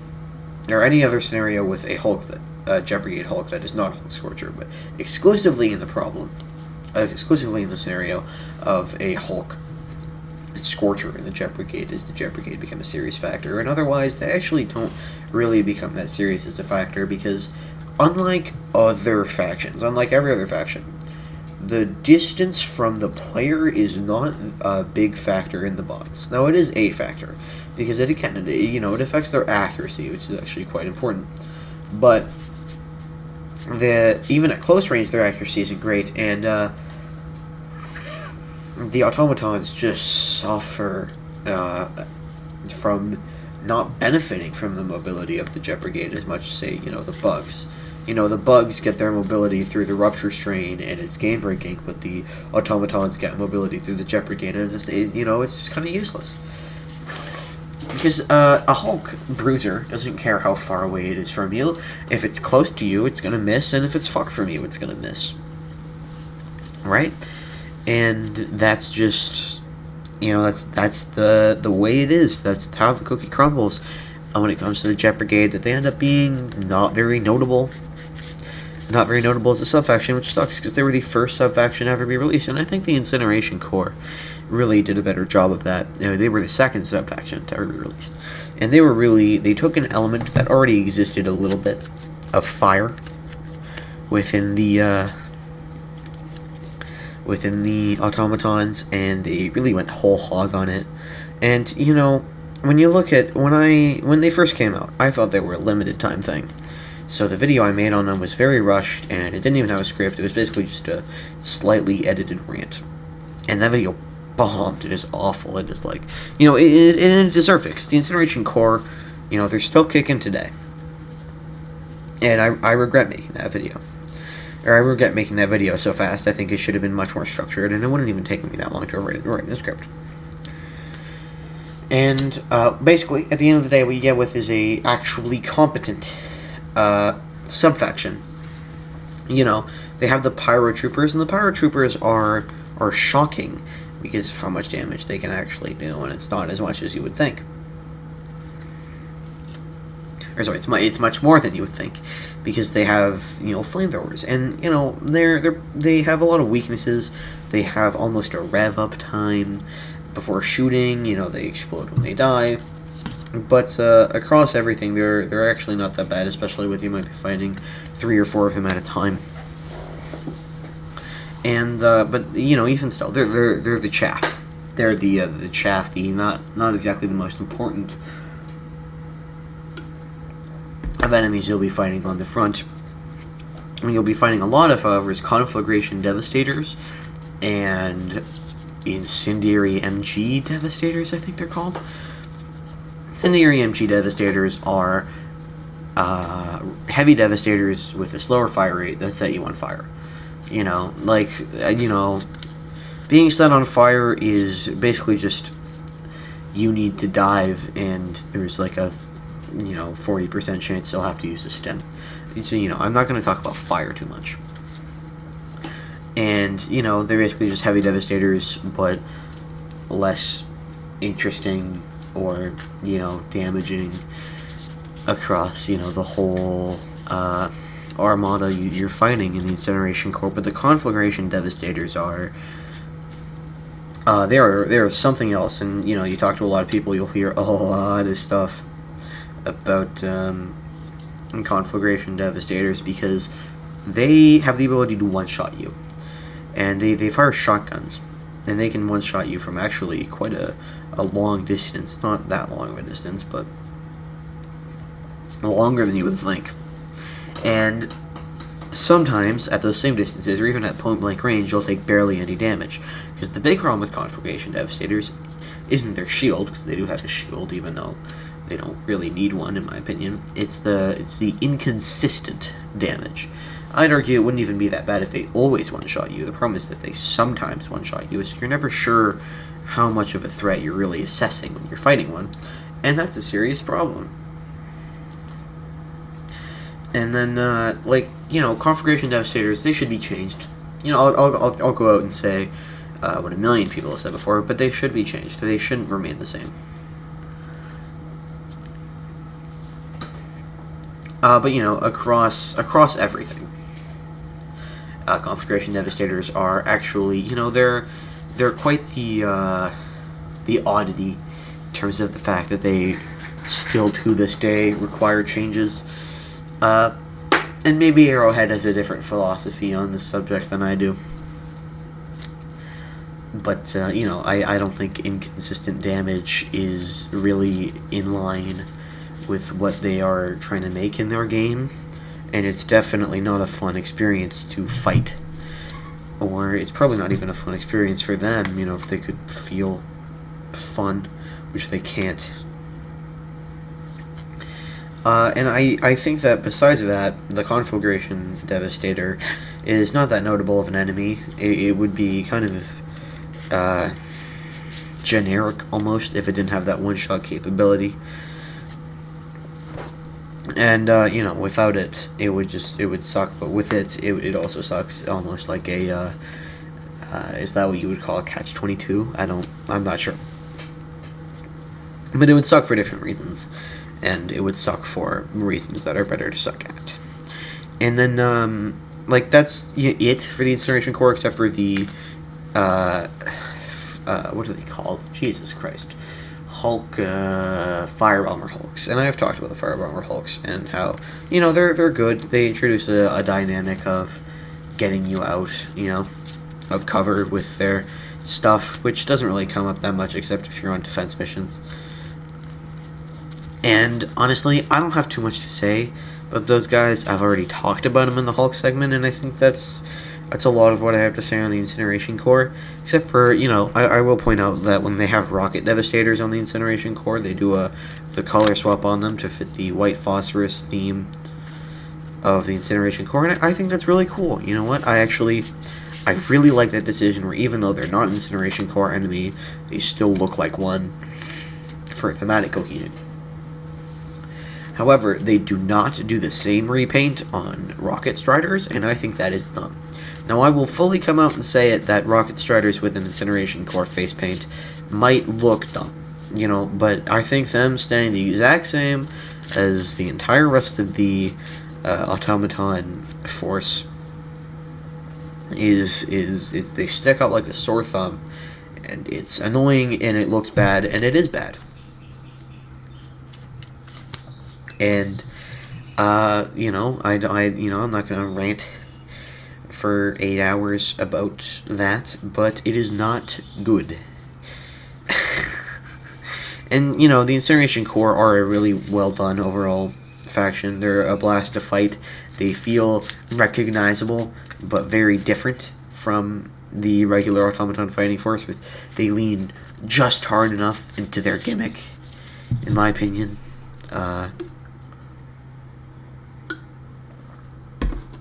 While not feeling stupid. Like, I think the Spore Burst looks stupid, or it feels stupid, and the Predator strain feels a little bit too different for my opinion. But I think the Incineration Core, let's crush that about the Predator strain, but the Incineration Core really does feel like the greatest example of a sub-faction in the game, because it is not annoying to fight, except for Conflagration Devastators, but it is not indistinguishable, but it is not radically different, and that's a great balance that I think the Incineration Core strikes perfectly. Also, the fact that I feel like it's always on, just enough planets, and the Incineration Core, interestingly, are not inherently war criminals, but, I talked about this in the video, but using a flamethrower is not a war crime. However, using a flamethrower on a civilian is 2 war crimes. It's an extra war crime. And, I think about that whenever anybody brings up the, automatons might be the good guys narrative, because automatons, especially with the first stage of Valiant Pretext, they really tried to push this narrative on themselves, themselves trying to push this narrative, but also they've been doing this forever, where they claim that, we are peaceful, little guys, right? And, if it weren't for Super Earth, this war would not be happening. And that is, roleplay aside. This is not me roleplaying. Sorry, I had to get that out of my... Hold on. Give me a half second to wipe my face. Hopefully I'm not coming down with something. Anyways, roleplay aside. All roleplay aside, that is sheer, utter nonsense. Because obviously they are a warlike, civilization. They're not a civilization. They're a weapon created by the cyborgs and unleashed upon the galaxy in order to extinguish humanity, and I do genuinely believe that. First of all, there is no such thing as an automaton civilian. That's not roleplay. That's true.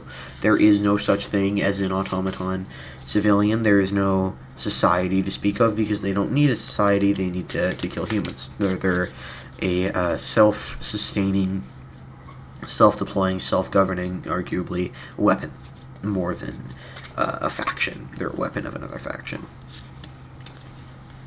And that's, an important distinction. And I think not only is there obviously warmongering ways and butchering of civilians evidence for the fact that they're not peaceful, but one of the biggest pieces of evidence that they are not peaceful comes from specifically something very, very, very, very early into the war. The Reclamation. Reclamation there was a time, the time of Malevelon Creek. And this was the end of Malevelon Creek specifically. I remember this moment very well, where the automatons had been pushed out of almost the entire galaxy, and then High Command launched Operation Swift Disassembly, which, it brought them back. It actually did get the automatons out of the map entirely, and for, I think, a few hours, there was no red anywhere on the map, and we had considered the battle won on our end. And I think that's such an important moment, because at that moment, the automatons were given a crossroad of choice. They could have left the galaxy and never have to fight in this war again, or they could have fought, they could have, taken their forces from beyond the galaxy, which we'll just call deep space, because they had those, they used those, and bring them back into the galaxy and keep fighting. And they chose to keep fighting, and I don't even think it was a choice. I really don't. I think they never even considered peace, because they're not peaceful. They want to fight us, and they will fight us even if given the opportunity to leave, which they have been given the opportunity, and they have not taken it. And they were under no threat. They could have kept existing for thousands of years and no threat. But they didn't take that, because they would never take that. And, I remember they spewed a narrative back when they had control of our communications that we were cannon fodder. And you know what? That is true. Helldivers are the most elite cannon fodder to ever roam the Earth, because despite being very effective, population numbers are so high, that Helldiver recruit rates are so high, that Helldivers are expendable from a perspective of modern military. Because what, you get like 10 million, you get 10 billion, probably that's the max on Earth, right? Then you get 10 billion per planet as a max. What's the max population, and then how much can we recruit out of that? It's crazy how much manpower Super really has. And you put that manpower, and you fight with it, and you can afford to waste millions of even your best soldiers. And anyways, they sped the narrative of us being cannon fodder, which isn't wrong, but it is, hypocritical coming from them, because they are just, oh god, I'm shuffling some Magic the Gathering cards as like a stem, and I just dropped a bunch of them. Hold on, give me a second.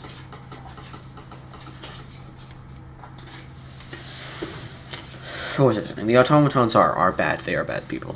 They're not people.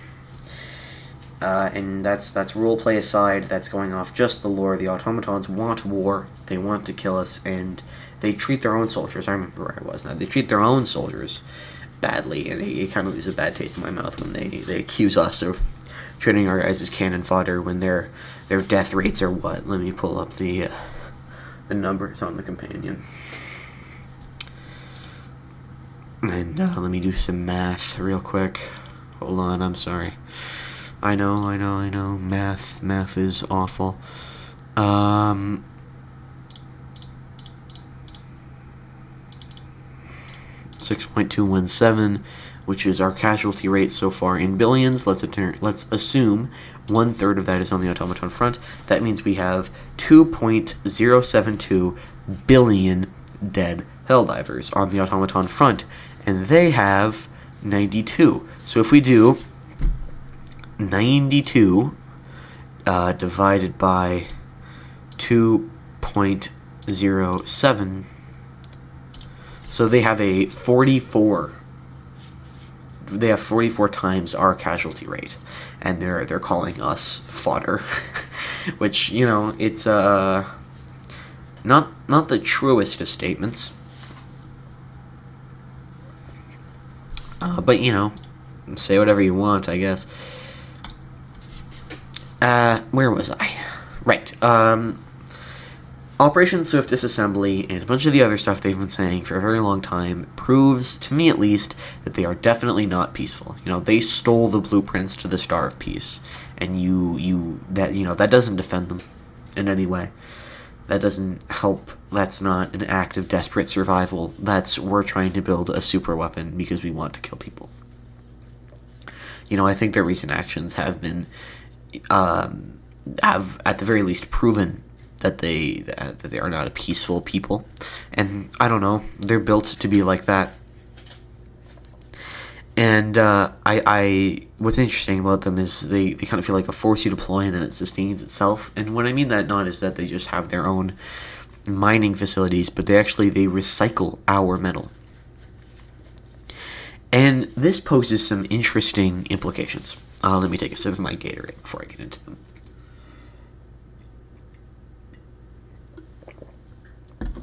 Refreshing. Anyways, the implications that they pose. The automatons can be seen kind of tearing down our vending machines and even our crashed planes to get scrap metal. Now, there are one of two reasons they could do this. The first is desperation. They really want our scrap metal because they are running out of metal themselves. You know what? I'll come out and say it. I don't think this is true. I really don't think that's the case. I think they have plenty of metal. But, it's an interesting because it paints them as much more desperate in this war than we would have thought. To be put on the back foot in terms of resources, but really, I don't think that's the case. And I think the second, much more both interesting into the automaton psychology and probably true, is that they recycle our metal purely because they can. Purely because it's more efficient. Kind of the reason why their fuel is made out of our blood, because we have a lot of blood, right? And a computer, thinking in terms of pure efficiency, would rather use the resources of others before its own. And I think that's why they do that, and I think it kind of shows that every action they take is calculated, right? Every action they take serves a greater good. They're never just wandering around. I mean, sometimes they are just wandering around, but they like to make the most of it. They like to take advantage of every resource they can get their hands on. Because, we don't do that. We don't steal their metal, and really, we probably should steal their metal. You know what? Let's take a page out of the notebook of the automatons and use our enemies' resources against them. It would be interesting, but the fact that they recycle our metal is it's a great discovery by a lot of people in the game, and it just makes them feel more alive. That they're not just constantly doing nothing. They're actively helping out with their own war effort any way they can. It's cute, and they're gonna lose. I think that's interesting. Just appearing into the automaton way of life, or way of, thinking, processing, if you will. And I said earlier that they turn our blood into fuel, and I realized I never really elaborated on that. So what I mean when I say that is bioprocessors. We know that Super Earth has bioprocessors because they say enemy bioprocessors, even though I think that's flimsy, since it also says enemy detector tower and stratagem jammer, and we obviously don't have stratagem jammers. Anyways, point is, we probably have our own bioprocessors, because that's how we turn that's how we turn terminids into fuel, right? And when we turn terminids into fuel, the automatons are doing similar things to us, actually. They're taking captured civilians, transporting them, and then murdering them, butchering them brutally in order to get blood out of them, and then they stuff their corpses into a bioprocessor to turn into oil. And that's not confirmed, but one, we know the automatons don't use human brains, confirmed by developers, and two, we know that they're using bioprocessors for something, and that their oil is red. It's a bit of a put two and two together type of situation, and the name bioprocessor doesn't actually tell us that much from an etymological perspective. It just means doing something to biological matter. So, we're left to fill in the blanks with what we can see in the game, and I hope you know what I'm talking about when I say what we see in the game. And you know what, I'm telling you, if you want to protect yourself from being put into a bioprocessor and being blended into a smoothie, you know, you got to get yourself some heavy armor. I will see, you know, I used to see it much more, but I used to see once in a blue moon some guy on the Discord would complain about ragdolling or the automatons doing too much damage, and I would always ask them, are you using light armor? And they would say, yes, I am using light armor. And then I said, you know, have you ever considered not using light armor? And they would always say, not always. You know what? Not always. I'm not going to straw man it, but I even met a guy once that would just say, no. Like, what do you mean, no? I will not solve my own problem. Like, that's not the game's fault. That's yours. You know, you need to switch off light armor if you think they do too much damage. And he said something about, like, I should be able to play the game however I want. And, like, yeah, dude, you should be able to play the game however you want. But, like, you know, you can't complain when what you want isn't perfect. You don't get to play, you don't get to just face tank damage in light armor, but you do get to in heavy armor, and that's why I like heavy armor. You know, the Fortified Commando, in my opinion, is the best armor set in the game in terms of just how it removes so many bot enemies as a threat. Because of the sheer amount of damage you can face tank without dying. That's a critical piece of it. And there's always that element, you know, of just how fast you die in other armors and just how slow you die in heavy armor. And people like to complain about mobility, you know, I don't have the mobility to survive, but you don't need mobility to survive, and your capacity to dodge is unhampered because you can still dive. So you're not taking more damage, you're just hiking around the map slower, which, you know, I'll admit is annoying. It's boring even, but, you know, it's better than dying, which is very annoying, and waiting to be reinforced is quite boring. So I think heavy armor is just, you know, the better choice. I think that, you know, if I was wearing something that isn't heavy armor, I would be having a much worse time, and I think the Fortified Commando has been a huge part of my enjoyment of the game over the past year, half a year or so. And I spent 400, 600 total super credits, and, you know, I don't feel bad at all. I think it was great. I have been having a great time with it. And I think that if you are struggling with the automatons, pick up some heavy armor, especially if you're a light armor main. You'll hate it for the first game or so, because you'll just constantly be noticing just how freaking slow you are, and, you know, that's not good, but you kind of have to deal with it. You'll get used to it eventually, we all do, and then once you're used to it, you won't even notice it, and you'll just have a great time face tanking hundreds of damage. Especially if you get the armor that gives you extra stims, anything with fortified, or obviously the Fortified Commando, which does not have the fortified perk, which is, you know, pretty lame. But you know, this is not as much a video about armor as it is about the automatons. So let's get back to talking about them and one of my favorite dynamics. And I've probably overused the word dynamics. One of my favorite elements of the automatons is the heavy precision-based gameplay, and precision-based gameplay is, what I mean is, you know, the bulk of the fighting happens to medium enemies, and medium enemies, except for probably the Berserker, are all about hitting them in the right spot.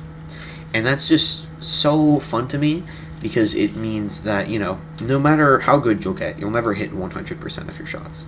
And when you don't hit 100% of your shots, it means you can improve, which means you could always improve in precision-based gameplay. You know, the skill ceiling is just so high. You know, I'm level 143, I think, and even I'm still improving on hitting my shots. And that's just such a fun element of the automatons for me. it's so integral to them that I think if they added a medium enemy that was able to, that did not have a weak spot like that, I think it would be severely out of place and measurably worse. I think it would make the automatons immeasurably worse. And that precision-based gameplay is, one thing I have seen is that a lot of people on controller would resort to medium pen because they can't get around it. And controller is one thing. I don't know what the aim assist is like, but you know, maybe it's really difficult to hit weak spots on controller. Maybe it is, maybe it isn't.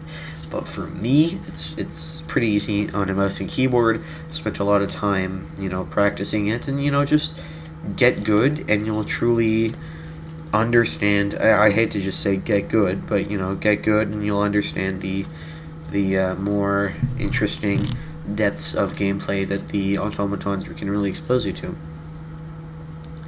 And this is, you know, this is probably pretty late in the video to say it, so I'll probably have to leave it in the comment section or something. But this video is a lot of me talking out of my ass, and a lot of the things I'm saying, I'm only saying to say them, and I don't necessarily believe them. So if you get like, I don't know, offended or vehemently disagree to the point that you hate me with any of the things I'm saying, that's fine. I probably don't mean it anyways, but I think that precision is just so integral, you know. And if I found someone that kind of disagree with me on this point, it's one of those things where I'd have to just spend a lot of time listening to them to even understand it, because you know, I think the Russian Badger put it best, and I can't remember what he said exactly, but he said he uses medium pen weapons at least because he doesn't want to hit weak spots, and then he basically just says, you know, paraphrasing here, but yeah, I know I'm a casual scrub who isn't playing the game right or whatever. No, but you know, he's okay with that, and I think if you don't want to hit weak spots, I think you are playing the game wrong, at least on automatons, and you have a right to play the game wrong, but don't assume that you're playing the game right, I guess, if I had to put it in a specific way. You know, I'm not going to stop you from being a medium pen weapon. I will advise against it, but ultimately it's up to you. And then don't assume that weapons have to be medium pen, because they don't have to be medium pen. And I think that that's what makes the automaton so rewarding, is playing with light pen. And you know, every rocket devastator is an opportunity to fail, and therefore it's also an opportunity to succeed. And when I was using the Liberator Penetrator, which not all medium pen weapons are as absolutely dumpster fire terrible as the Liberator Penetrator, and definitely when I was using it, I was spending like half a mag to kill a single rocket devastator, and then I was like, hey, if I want to keep all my ammo, maybe I should shoot at the weak points instead. So I started shooting at the weak points. And I was like, hey, if I'm going to be shooting at the weak points, why am I using the Liberator Penetrator and not the Liberator?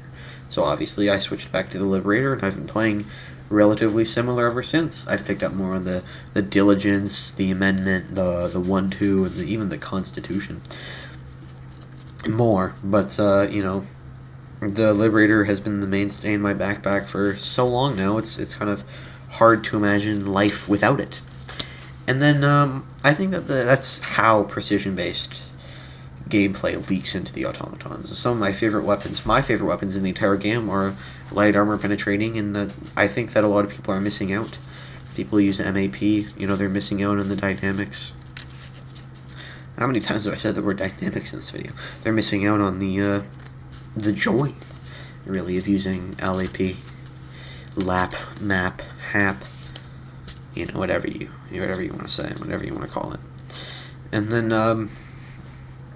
I'll talk about this now, even though it's lower on my topics list than that. Is you know, I think medium pen is lame.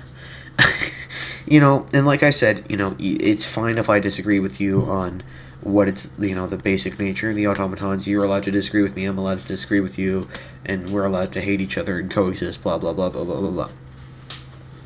But whenever I use a medium pen weapon, it feels so boring. It feels like I'm not even trying, you know? It's just too easy to kill a heavy devastator when I don't even have to friggin' aim, and it sucks all the challenge out. And if you were paying attention to the start of this video, know the challenge is the fun. And when you suck the challenge out by making me use MAP, I'm not having fun. I'm not having fun when I'm winning. And I don't deserve it. And I do think I don't deserve to kill a Rocket Devastator or, a Rocket Strider if I didn't shoot it in the rockets. And again, fine if you disagree. Maybe you think that shooting even a target in center mass is extremely difficult and should be rewarded, but I disagree, and I'm past that. And that's kind of why I'm just gonna put my foot in the ground, or put my foot in the door, and die on the hill that medium pen is not only, unnecessary. It's not necessary to kill almost anything. Like I said, Devastators have one part that is medium armor. But, it is lame. It is boring. It ruins the fun, in my experience. Not going for weak spots ruins the fun, because at that point, don't play the automatons. Alright, you know what, I'm not going to tell you what to or what not to play, but I'm telling you, how I see it, and how I see it is, medium pen is lame, and unfun, and boring, and dull, and stupid, and lame. We're going to just cross that off the list of topics so I don't accidentally talk about it twice, because, I don't have, I got stuff to say about medium pen. And then, okay, let's look here. A Devastator Surge. Now, Devastator Surge is something that is I haven't played on Hulk Surge, because I wasn't defending with South. I was letting other people finish that up while I pushed on the rest of the field. But I fought Devastator Surge. Devastator Surge is interesting because it flips one of the most basic things about the automatons on its head, right? It spawns like 50% more Devastators. And you may think, okay, cool. Well, that's a huge increase. And one of the most basic ideas of the automatons is when you're bringing a support weapon, you're bringing a support weapon to deal with Hulks and tanks and Striders and shit. And when you don't have that, when you're running into a Devastator Surge, the main purpose of a support weapon almost entirely flips. Because now you're bringing a support weapon to deal with the medium enemies, because there's just so much of them, and in this case, it's really the railgun that succeeds more than anything else. Because it's just so good at taking out Devastators and Devastator-like enemies, and even Hulks. Railgun is nearly perfect against Hulks, and that's the easiest way to put it. Devastator Surge flips the, again, dynamics of the automaton support weapon game more than almost anything across the entire game flips a support weapon dynamic. And that's probably the best part. That is probably the best part. And, I don't think it's something I would want to play on constantly, but I do think it is a very, very fun time to play on occasionally, and, mix things up a little, fight more Devastators than tanks. It's fun. I don't know, I don't have so much to say about Devastator Surge, The damage isn't all that higher, and it spawns even less small enemies, which is crazy, considering how few spawn on D10 anyways. But Devastator Surge is, it's just one of those. It's almost a sub-faction, but not quite. You know what? It is a sub-faction, in that it changes just enough about the gameplay to be unique. And I've heard terrible things, horrifying things about what Hulk Surge is like. And I'm really not excited to have to fight that in the future. And, I will once the time comes. But, just so many Hulks, from what I've heard. I've seen some crazy screenshots. But, I haven't played Hulk Search. I've only played Devastator Search, and I apologize if the audio and this is all over the place in terms of volume. And then, that's kind of all I have to say about Devastator Search, really. Next, I want to pivot to a small point, but I think one that has a pretty big impact. That's going to require a bit of explaining. So first, let me have some Gatorade.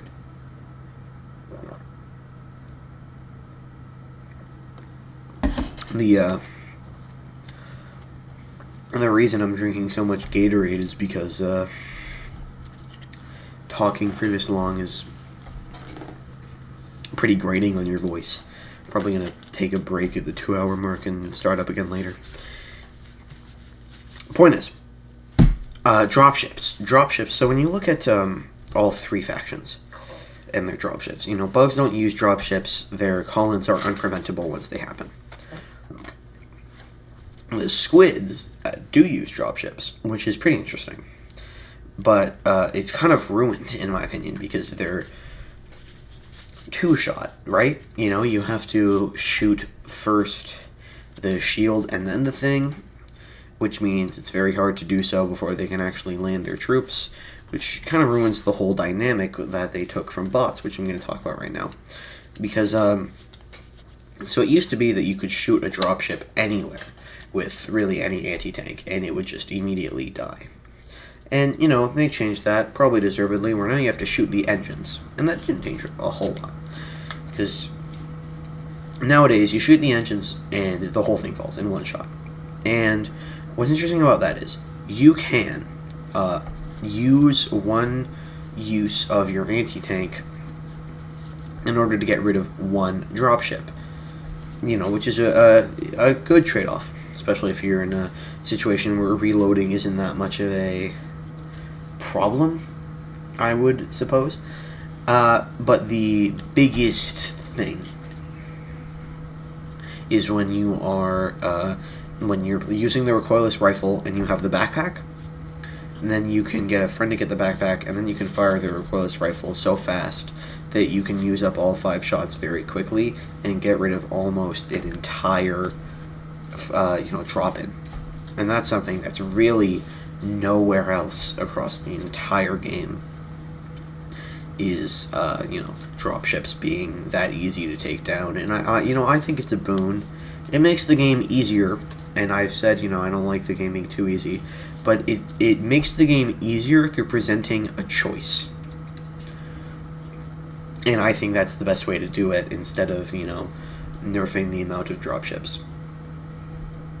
And, I think it's a little stupid that, bug breaches can't be closed, and it's so impractical to destroy an Illuminate warp ship that you might as well not try, but, at the end of the day, I mostly play automatons, and I think the automatons have it absolutely perfect in that regard. That's what I like so much about their dropships. Also design, and you can see them staged, and you have some stuff to take them down from their factories, which is, pretty cool. That I quite like. And then, the dropships are really cool. They're an interesting centerpiece to the entire automaton armada and how they call in stuff, and just, the functioning of their dropships is integral, right? Being able to shoot them down like that. It's not only, I think what I'm trying to say here is, in a very roundabout way, is it is not only unique, it is also very dynamic, offering player choice in exchange for certain specific resources, which, is cool. When I say resources, I mean like recoilless rifle shots, or an expendable anti-tank, or even a quasar cannon charge is a resource, Even though you have unlimited of it, it's essentially a cooldown, even though it is very quick. And that's really all I have to say about dropships, which I think I have more to say about dropships than most people have to say about dropships, but still not I don't know. I couldn't talk about dropships for 2 hours. Like I'm talking about everything for 2 hours right now. But they have the easiest dropships to take down out of any single of the factions in the entire game. And the other thing that is not unique to the automatons, actually, it's worldwide, or faction wide, is suppression mechanics. However, it almost entirely unaffects the bugs and is pretty lame and underused, and just I've never seen it matter on squids. Is suppression mechanics, where essentially automatons, you lose a huge amount of accuracy if you just spray a few bullets in their direction. And what this opens up some really cool stuff. First of all, it means you can nerf them almost through your own action, which is great, obviously, you know. But two, it allows you, let's say you're running away from a group of automatons. What you can do is you can sacrifice maybe a half second worth of time and a bit of ammo to shoot behind you, and bam, your entire team is now so much safer from that small group of automatons than they were beforehand, before your little shooting stunt.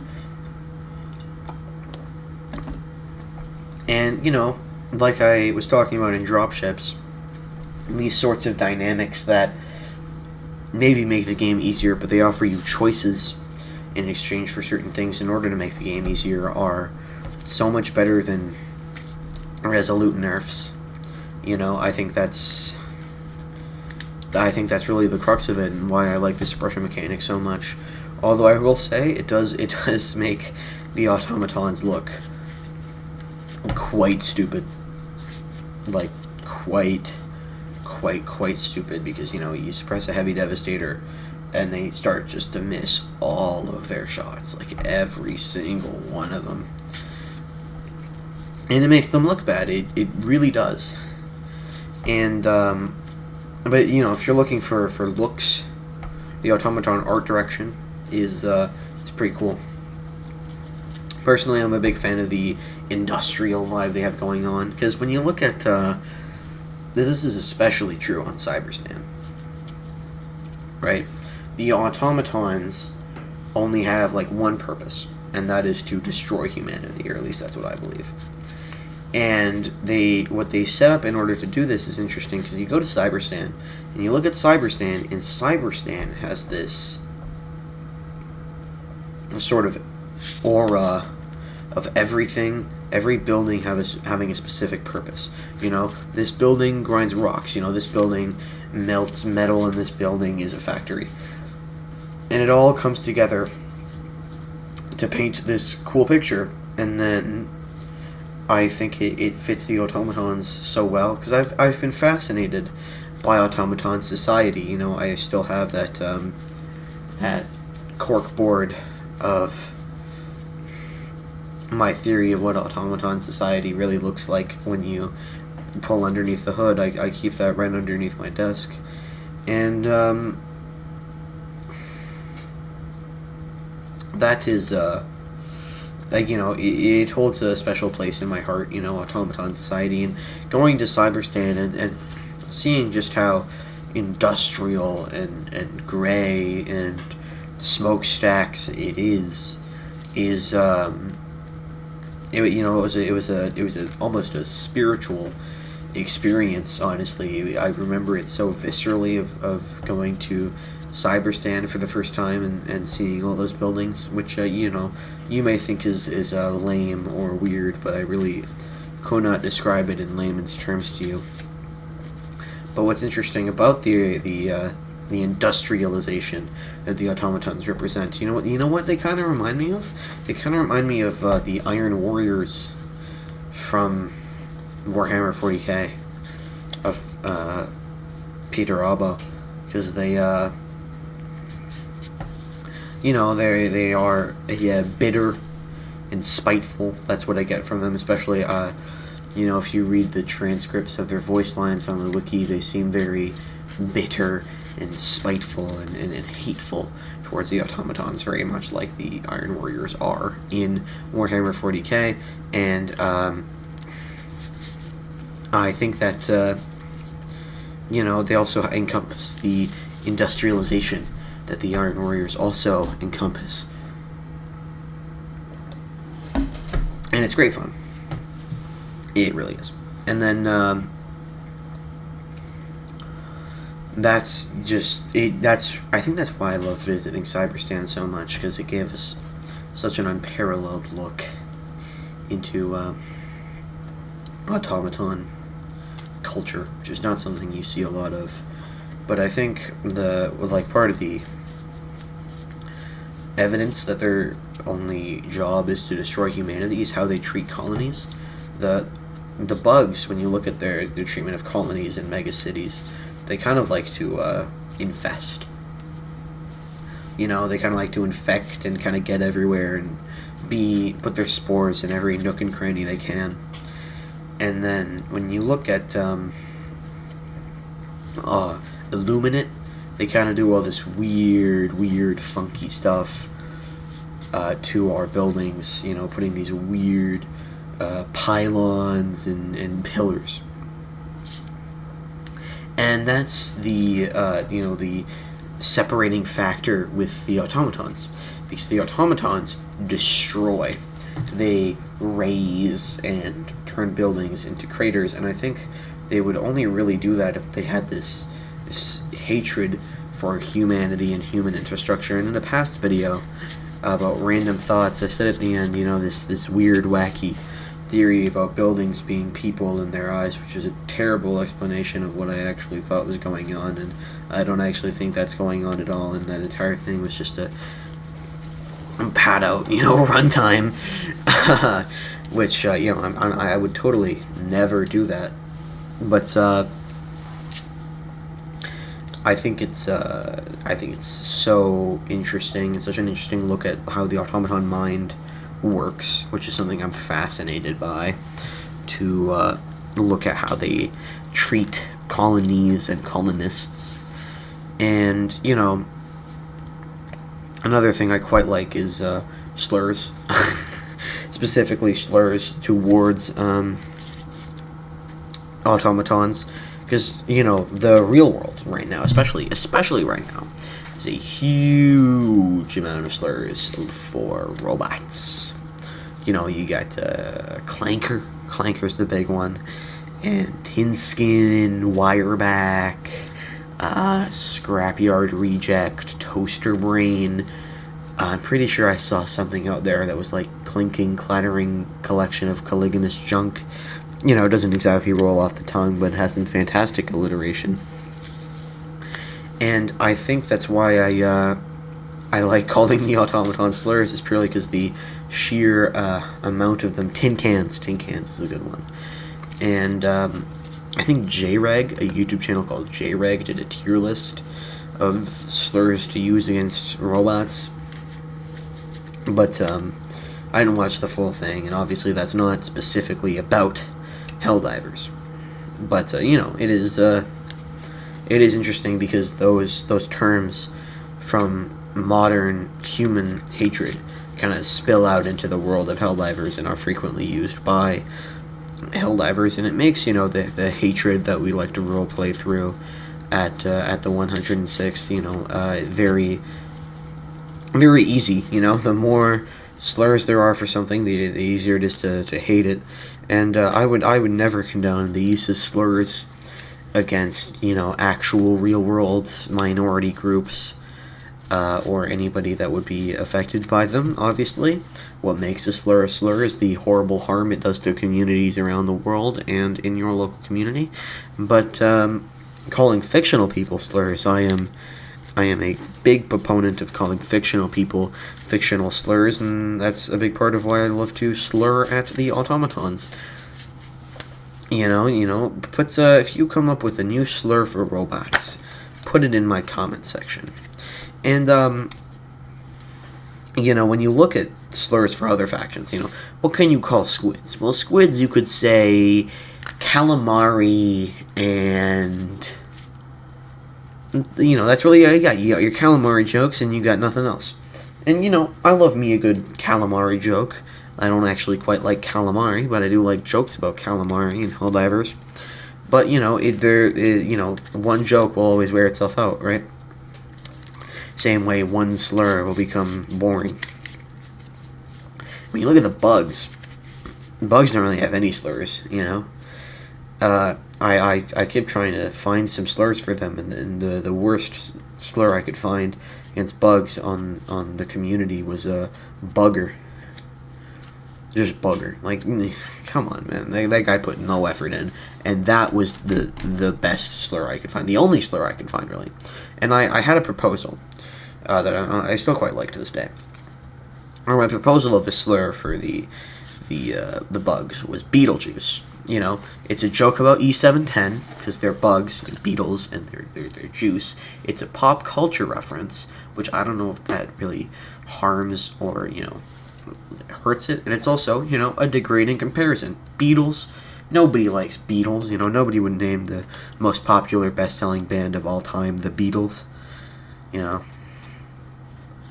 I feel like that disproves my argument, but but it never caught on. Obviously, I've never heard a single person call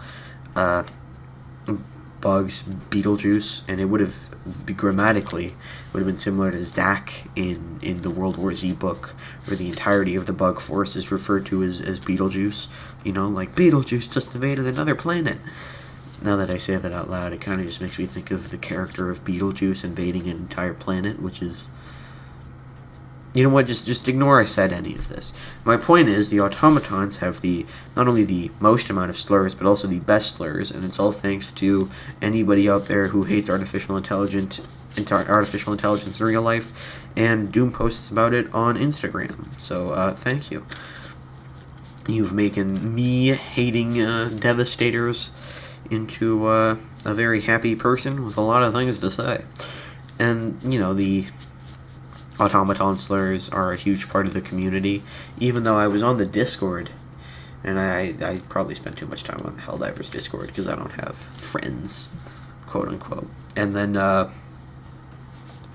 apparently the auto mod, which is like their moderation that catches certain words before they get put into a message, you can't use slurs, like automaton slurs that are based off of real slurs, which, I think is a bit extensive as far as rules go, but, is generally fine.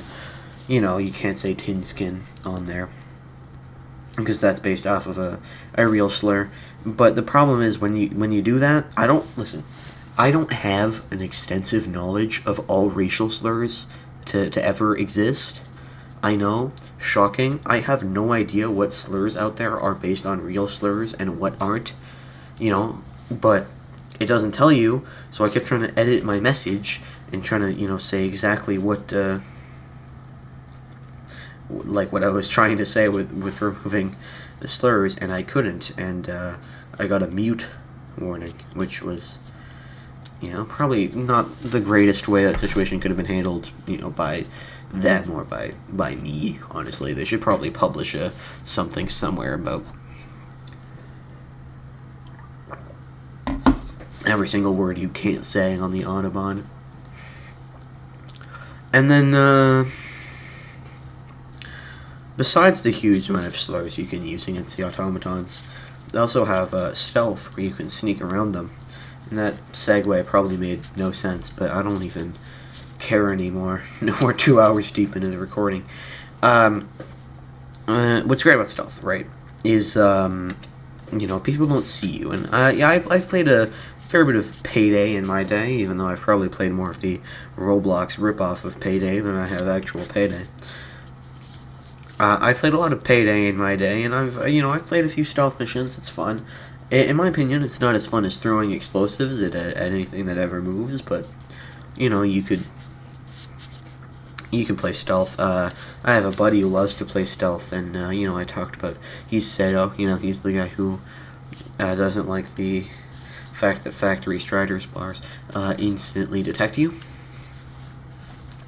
But, altogether, stealth is a perfectly fine way to play the game. They just came out with a new war bond that's all stealth related. And I think it's a pretty cool war bond. It's got some of the best drip to ever come out of Helldivers 2. And that's a fact.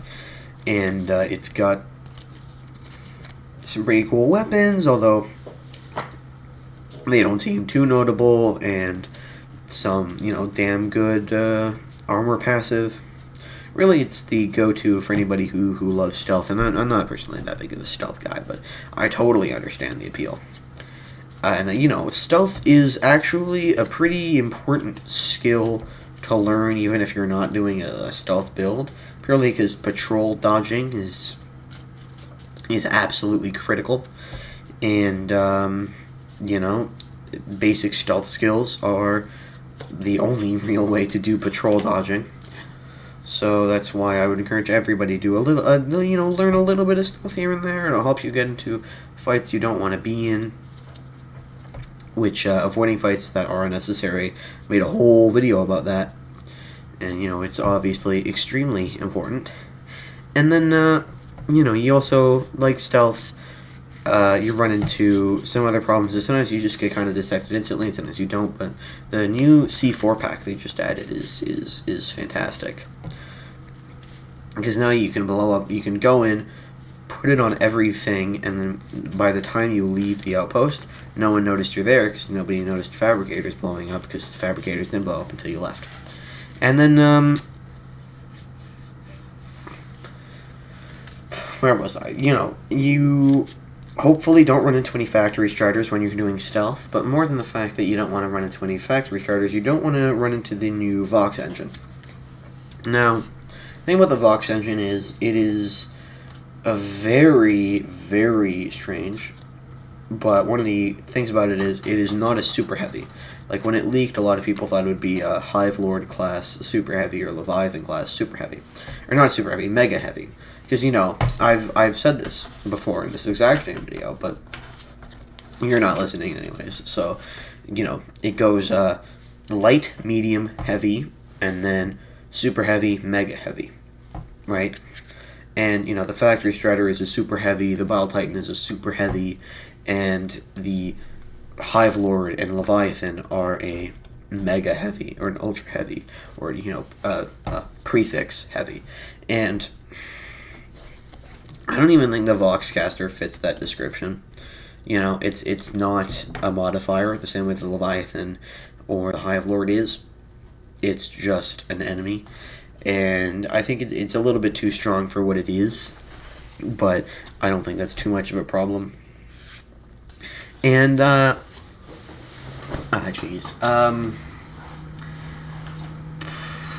think that if you are going to add an ultra heavy to the automatons, which you should do, the big problem is that it can't really be tanky, because if you have an ultra heavy, it should be tanky, right? Obviously, that's one of the core components of the Hive Lord and the Leviathan, is that they're very tanky, more tanky than the Vox engine.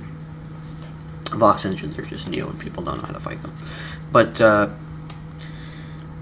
the thing is, if you add a tanky enemy to the automatons that is not 1 or 2 or 3 shottable with the recoilless rifle, you're violating the automatons.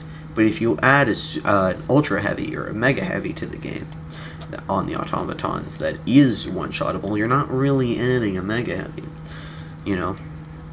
So if they ever add a mega heavy or ultra heavy or a super heavy, because there's an unlimited amount of names, a double plus good heavy, then they would have to be violating either the standards of what makes it a mega heavy or the standards of what makes it an automaton unit. And I think that that's a really difficult question to break, but at the end of the day, I think it's more important that it be an automaton unit, which is why I think that if they ever add something that is Hive Lord class, it should have a specific weak point, and that weak point is very hard to get at, but is, easily, and, someone from my family has just come home and will be down here in a second probably to ask about my day, so if some audio gets cut out, you'll know what happened. Anyways, the point is, I'm losing my voice. The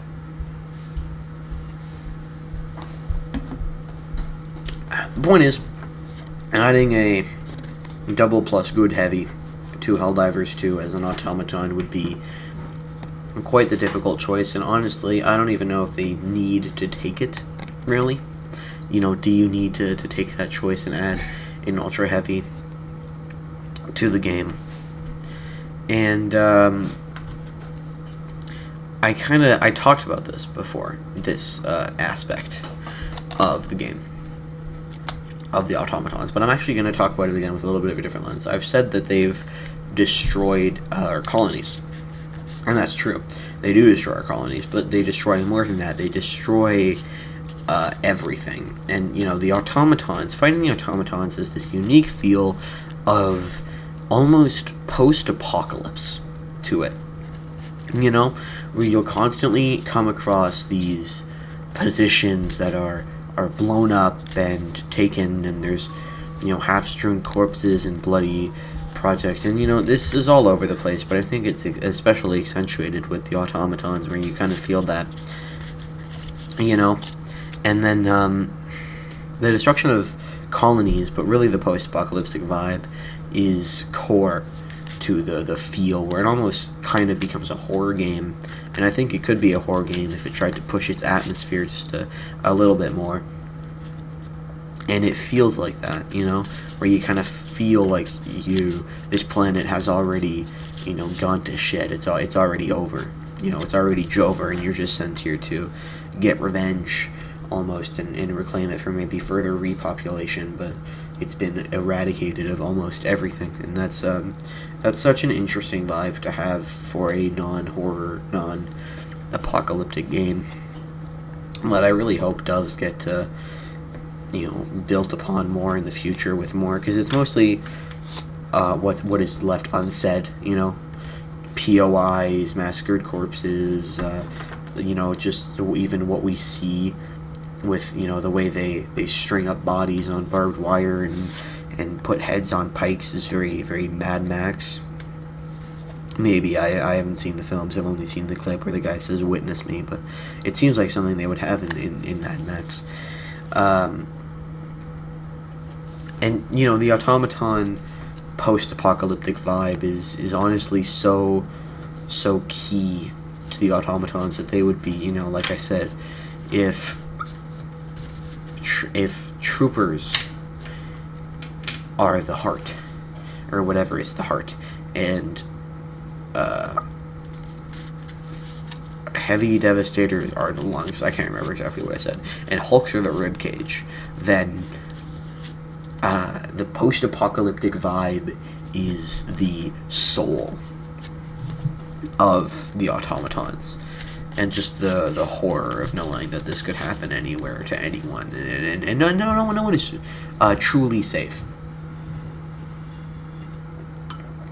from these rampaging, you know, monsters that exist everywhere in the galaxy. It's horrifying, really, when you stop to think about it. But unless you're going out of your way to notice it, you would barely even see it in the game, which is so interesting, the way something like that can be hidden in the depths, almost Five Nights at Freddy's-esque, but, you know, not quite. And there's also I tell you, man, I am losing my voice. I gotta drink more Gatorade.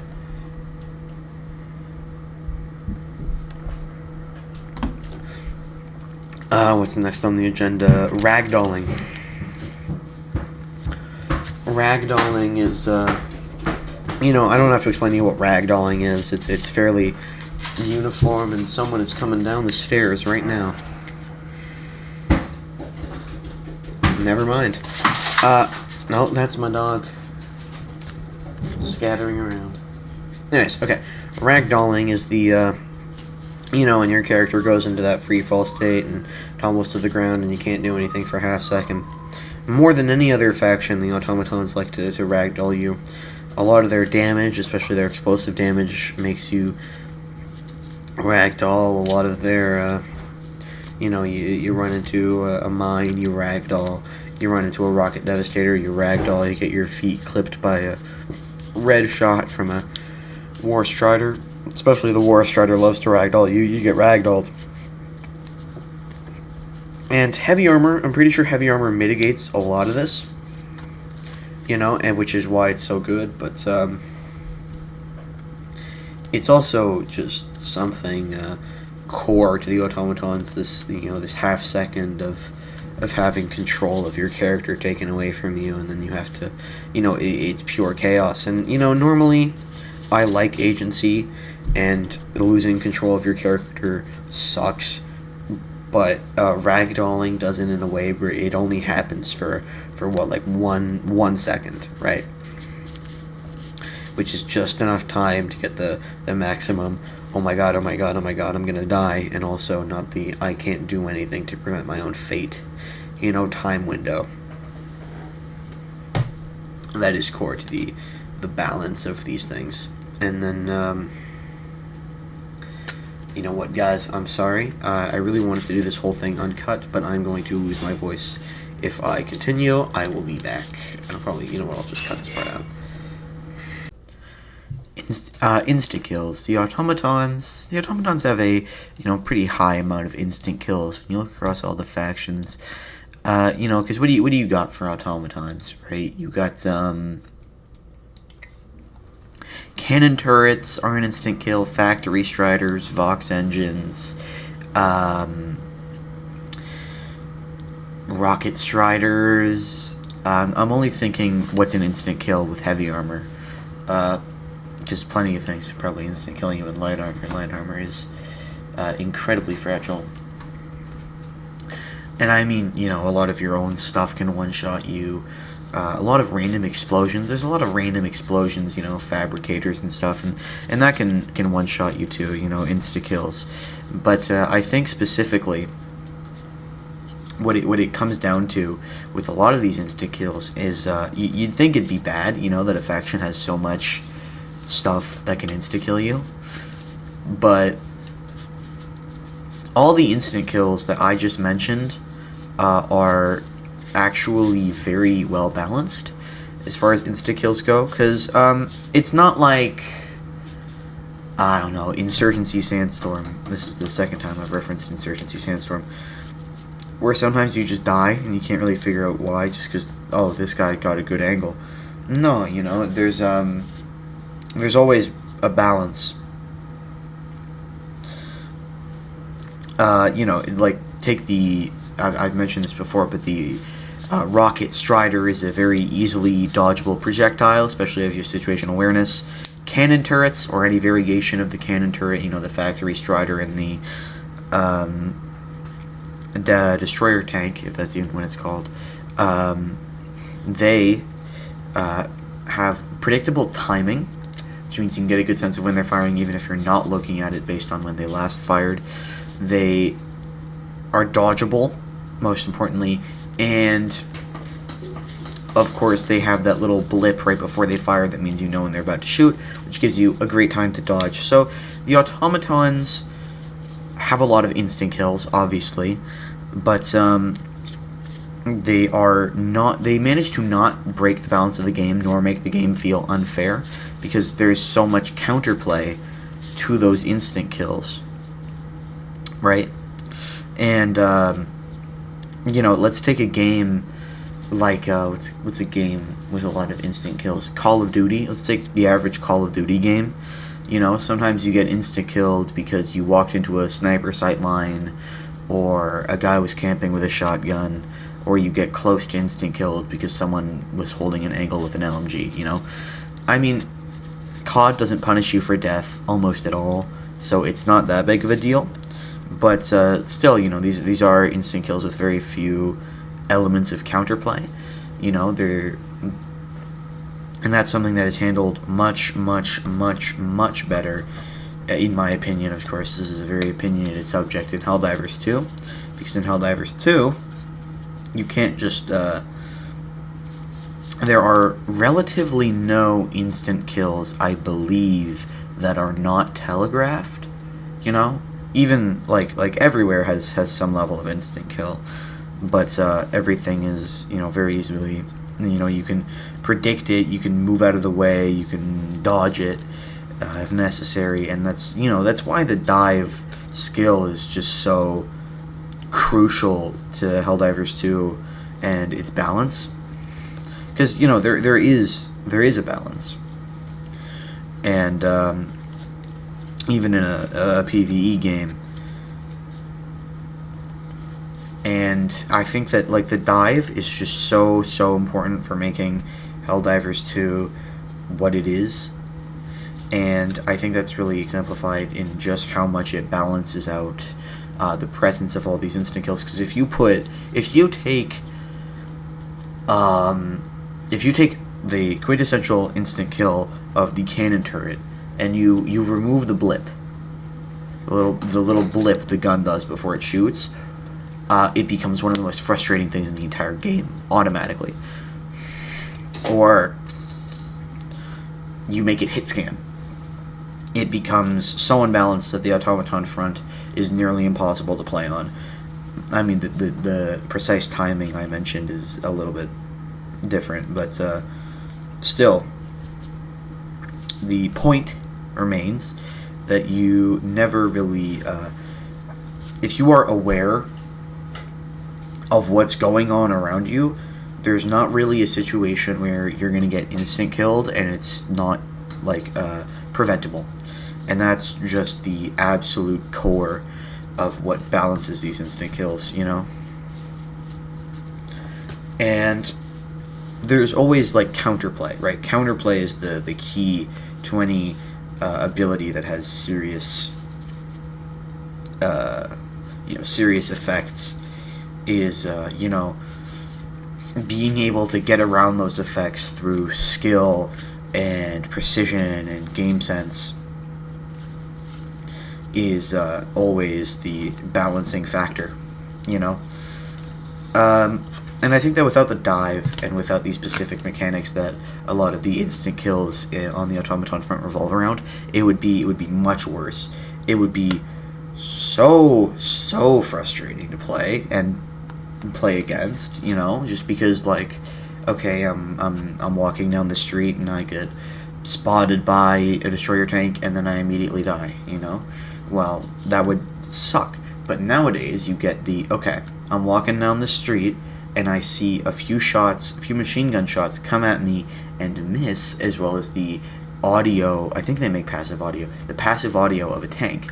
So I know that there's a destroyer tank around me, I spin around, find it, see the little blip on the gun, and then dive before it even shoots, and it misses. You know, that's counterplay, and then I drop a 500 and haul ass out of there.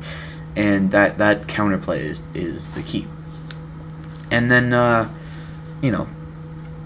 speaking of, the destroyer cannon has a name on the wiki, and I kind of have this need to know every piece of lore about the automatons to ever exist. It's just I don't know, man, it's just a thing about me. And, I was thinking, okay, I saw this on the wiki, and I go, okay, I have every source I have for information about the automatons, I have mined to death, right? And then so I'm thinking, because none of these sources gave me weapon names, that means there is another source that contains information, and that source will have even more information than me besides these weapon names, you know? So I'm thinking, if I can track down the source of these weapon names, then I'll have a bunch of more lore to have a comprehensive knowledge of. And then, so I can't find any source, you know, there's no sources listed on the Helldivers wiki. And this is the official Helldivers wiki, not the fandom one.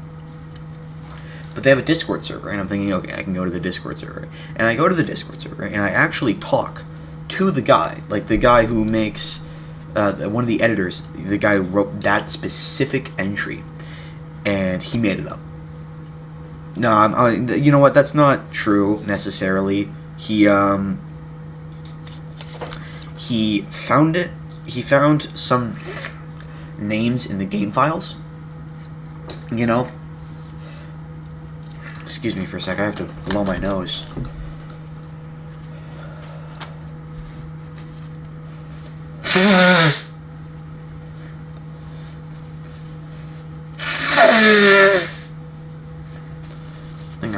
down with an illness of some sort. Anyways, this guy, he went through the game files and he found a bunch of names for their weapons of each automaton in their files, and that was, first of all, that sucks because it means the source of the information is not something I can mine for more lore. There's no lore in the game files to my knowledge, and if there is, please tell me what it is in the comments. If anybody's watching this far in the video, I don't know why you would do that.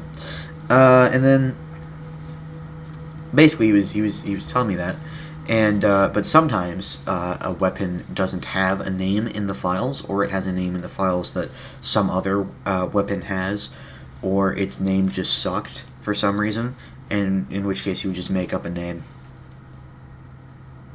Like, he would just make it up.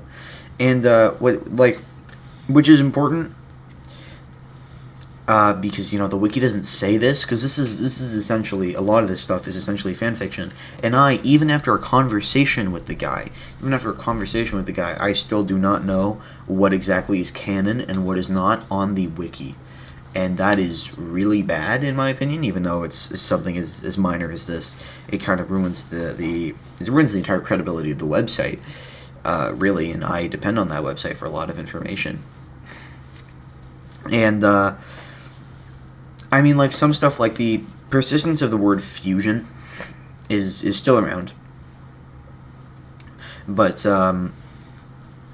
yeah, it's just, I don't know, man. I felt like I had to say it somewhere. Weapon names on the wiki are, like, they're really cool names, but you can't act like they're not canon. Some of them aren't canon, some of them are canon. That's the part that gets me the most, is the fact that you can't tell, me and you, we can't tell which ones are canon and which ones are non-canon, because the ones that are non-canon are especially, like, they were made specially to sound like they were the ones that are canon. And I was talking to the guy, and I told him, hey, you should put a disclaimer up somewhere. And he was like, okay, fine, I'll put a disclaimer up. And then someone else even made a disclaimer for him, like the banner, so that he could put it up, and he never put it up. To this day, that wiki still looks like that, and it I don't know, it annoys me, man, because he said he would do it. I'm not gonna name drop him or anything, but he's one of the editors on the wiki. It's just around there, the wiki Discord, and I don't know. I mean, this isn't that much of a problem, honestly. I doubt many people besides me even care. And then, we've got so many better things to worry about right now than weapon names on a wiki.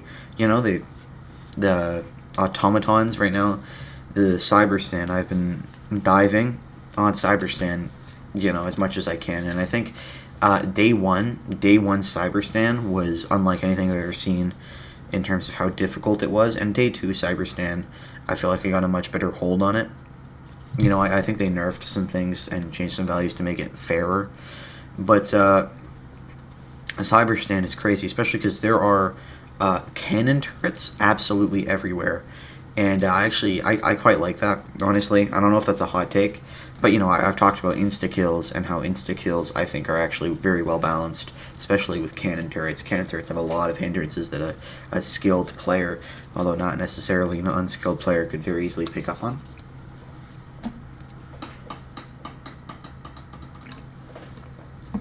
Or maybe an unskilled player could do it, I don't really know. The point is, there's a lot of cannon turrets on Cyberstan, and it forces you to be in this whenever you're in the factory regions, and that's the key, by the way, to be in the factory regions as little as possible. That's the key to success on Cyberstan. And the point is, there's so many cannon turrets in Cyberstan that you need to be hyper aware of them at all times, otherwise you just get smited from existence. Which is obviously not great. And that's the being hyper aware, because Cyberstan obviously has threats everywhere, and I think one of the biggest of those threats to be omnipresent is the cannon turret. Obviously, cannon turret is an insta kill, but like I said, it's still balanced out. You know, you're not. The fact that cannon turrets are everywhere is actually something of a boon to the gameplay of Cyberstan, in my opinion. And I think that honestly, what they're encouraging with the placement of those cannon turrets wouldn't work well on other planets that aren't meant to be as difficult and really as impossible, I would say, as Cyberstan is. You know, because like when you look at Cyberstan, it looks like it's designed to be impossible, but an overcomable impossible, if that makes sense. You know, like a human impossible. And then, you know, I think that if you put that on Vernon Wells, you know, Vernon Wells is a very important and famous planet, been in the center of a lot of battles. But if you put that on Vernon Wells, it would suck, right? Because Vernon Wells isn't meant to be ridiculously difficult, and it's not meant to have the player be constantly hyper aware of everything that's going on around them at any given point, right? And it just like yeah, I don't know, it forces a gameplay loop that works well on Cyberstan but wouldn't work anywhere else, in my opinion. And like I said, the key to Cyberstan is to spend a minimum amount of time in those factories, because those factories are nothing but outposts. And those outposts are dangerous, right? And I heard from a guy, although I'm not certain that this is true, I heard from a guy that if you destroy outposts, that you get like less patrols or something. I've got no clue. I didn't fact check anything before making this video, except for the weapon names. But the point is that could be entirely wrong. But like the more fabricators you destroy, the less the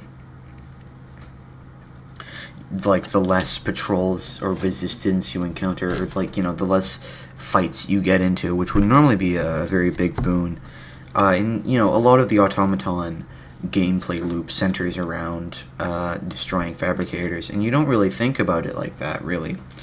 You know, or at least I don't, until I kind of noticed it, because them, like, maybe not a majority, but a huge percentage of the fighting you're going to be doing on an automaton planet really centers around the outposts, right? You know, you'll fight at your secondaries and primaries and your side objectives and your blues, and you know, but like most of the map is really controlled by these outposts. And you would think, you know, the main target in an outpost is the enemy, but it's really not, because, and I think you can prove it, and the proof is in the pudding, because if you look at an outpost completion, you know, what you view as an outpost completion, or at least I don't know who's watching this video, but I frequently leave an outpost considering it to be clear or completed, because just because, you know, all the fabricators are done, even though there's still, you know, dozens, if not 100 automatons still like in the building, or in the physical limits of the outpost. I'm not exactly sure how you would say that, but I think that's like we don't notice how fabricator trained our brains are, where we're constantly just going for fabricators, I think, much more than we realize. And you know, I don't know if it's a good thing or a bad thing, because, you know, on the one hand, destroying automaton infrastructure is good. You know, I like doing it. And I think as far as a target in an area that is designed to be a huge part of your combat encounters go, the fabricator isn't that bad.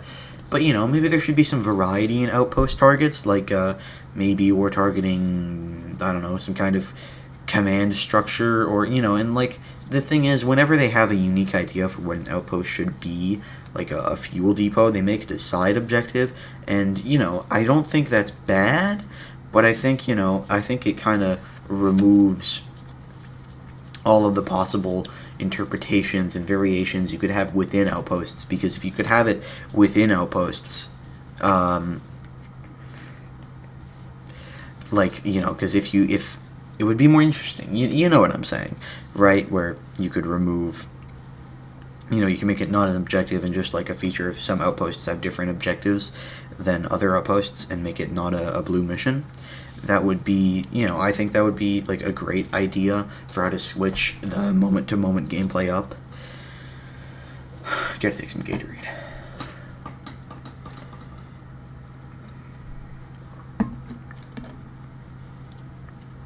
And then you look at the outpost, and they're fine. They've got a different enough layout, but it all centers around destroying fabricators, right?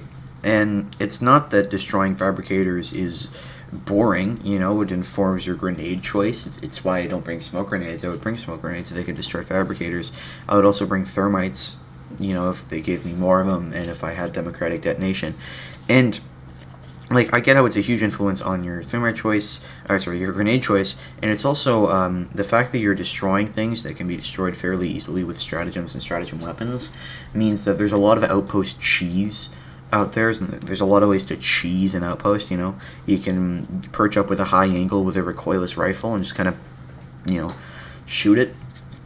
And that's a great method I use. Lasers and a few barrages is a common method of cheesing an outpost, and that kind of proves, that we're all only thinking about the fabricators, because you throw you find a fortress, you throw 2 lasers in there, and you get all the fabricators, and you think, all right, fortress over, even though you barely killed anybody, and that is really just the I don't know. I don't know what kind of importance it has. I presume it has some importance, because really stuff like that can't really have no importance, about how our brains perceive a certain task or objective.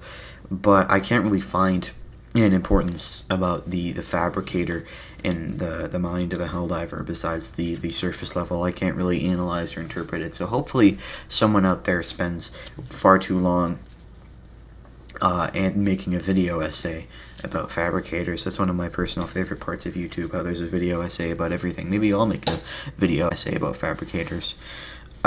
Speaking of fabricators, let's talk about Voxcasters. Now, Voxcasters are the new enemy, or the new super heavy added in the...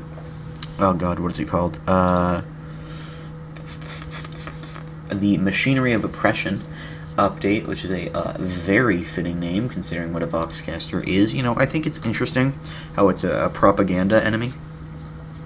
I mean, I don't know why the cyborgs would use propaganda on themselves.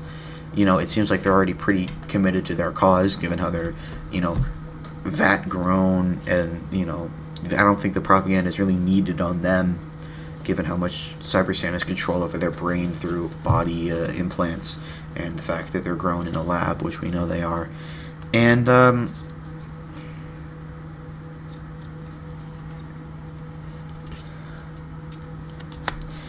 you think about the Voxcaster, and the other purpose the propaganda would serve is to convince Helldivers, and I really think that that's a lost cause, outside of a lore, outside of a role-playing perspective and into a lore perspective.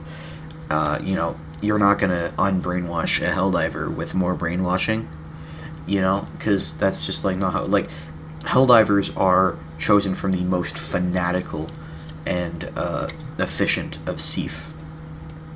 Each one of them is already a combat veteran in a setting where presumably Seath have very high casualty rates because of how expendable they would be treated, even compared to Helldivers. So, it's like the veteran in Darktide feared the old in a profession where people die young.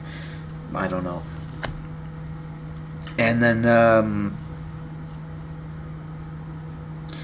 that's what you, really think of when you think of a Helldiver, is they are completely entombed, trapped almost, not necessarily, within their own belief system. And I don't think a Voxcaster saying this is Cyberstan is really going to get them out of there. So I question what the cyborgs are spending their money on, or I guess their metal on, their resources on. Because that just, that just can't be ineffective. And, besides the propaganda and the voice lines, Voxcasters are really annoying.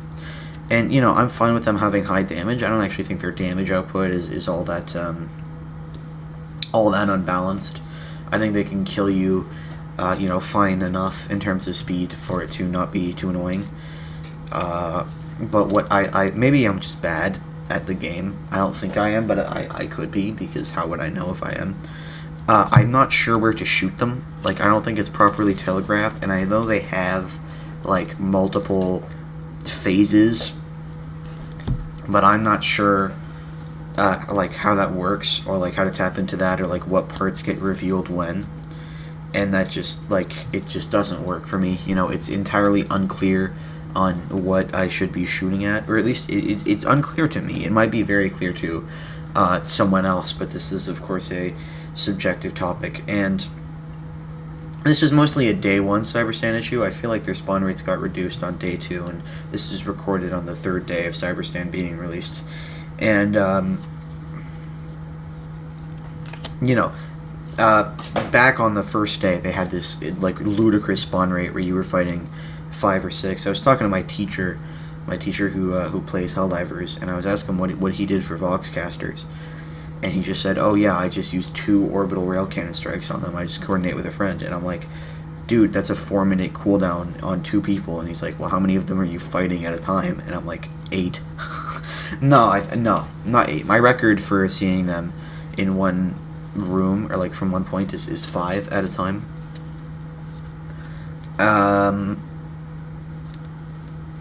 This is just, it's... It is awful out there on Cyberstan, and the Voxcasters are a big part why. And I play against them, and I'm not sure where to shoot. And, that wouldn't be too bad, because I could get away with some hocus-pocus random crap. But the problem is I'm fighting 2 or 3, and you really can't have any room for error. If you're fighting 2 or 3 factory striders, you can't have any room for error, but it's pretty clear where you should be shooting on a factory strider if you pause and look at it. The IN, that's pretty readable, ready information to be found online. But I feel like the Voxcasters, they have no obvious vents, or at least ones that appear immediately. It doesn't look like that, at least. I'm not sure how their vents work or when they appear, and in my opinion, the fact that I don't really understand that is in of itself an idea that, a proof for the idea that it's poorly communicated to the player how Voxcasters work and how you should fight them. I have to blow my nose.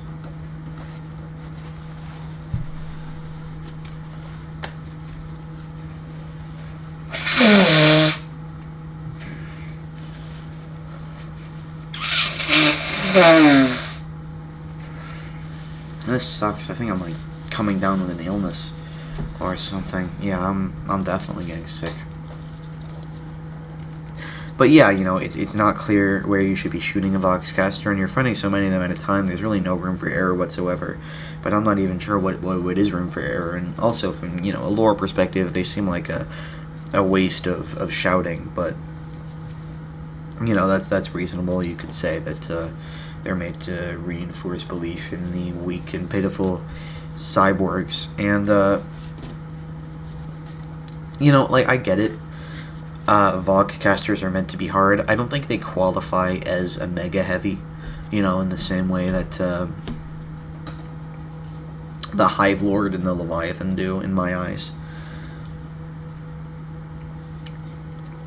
Purely because they spawn too often, and they just, they're not a modifier. I'm pretty sure both Hive Lords and Leviathans, although I could be wrong about Leviathans, are a mission modifier just for them to have a chance to show up. And it's bad. Voxcasters are bad, and they're really oppressive. Machinery of oppression, but I don't think they're they're a step above factory striders, but they're still a step below Leviathans.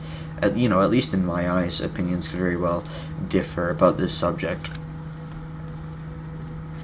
But one thing I noticed about the new cyborg weapons is they're yellow. They're yellow lasers, except they're not lasers. You think, oh, the automatons are shooting lasers, but they're not. Because lasers, being light, it's an acronym or something for light amplification by stimulated emissions of radiation, I'm pretty sure. Anyways, the point is, lasers are light. They're made of light. And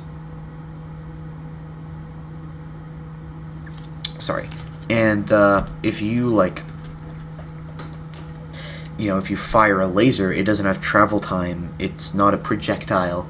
It doesn't travel. I mean, it does have travel time, but the travel time is light speed. So, and then you look at every single weapon fired by the automatons, even the ones that move really, really, really fast. None of them are moving anywhere close to light speed. None of them are probably even hypersonic, which is very interesting. Although they might be. I'm not sure how. Yeah, they could be hypersonic, but they're not. They're definitely not light speed. And you look at what they're shooting, and we know they're not normal bullets. I've seen some people say they're bullets with red tracer rounds, but the problem with that is we know that they overheat, and they have to be cooled down after they overheat, which means they can't be bullets. And we also know, and this is interesting, I know what I said about weapon names on the wiki not being accurate to the game, but the thing is, I know some of them are, and the word fusion appears almost everywhere on the weapon names. So, probably fusion has something to do with it. The word fusion, and fusion probably in this case means nuclear fusion to create energy, which means their guns are doing nuclear fusion, which is crazy.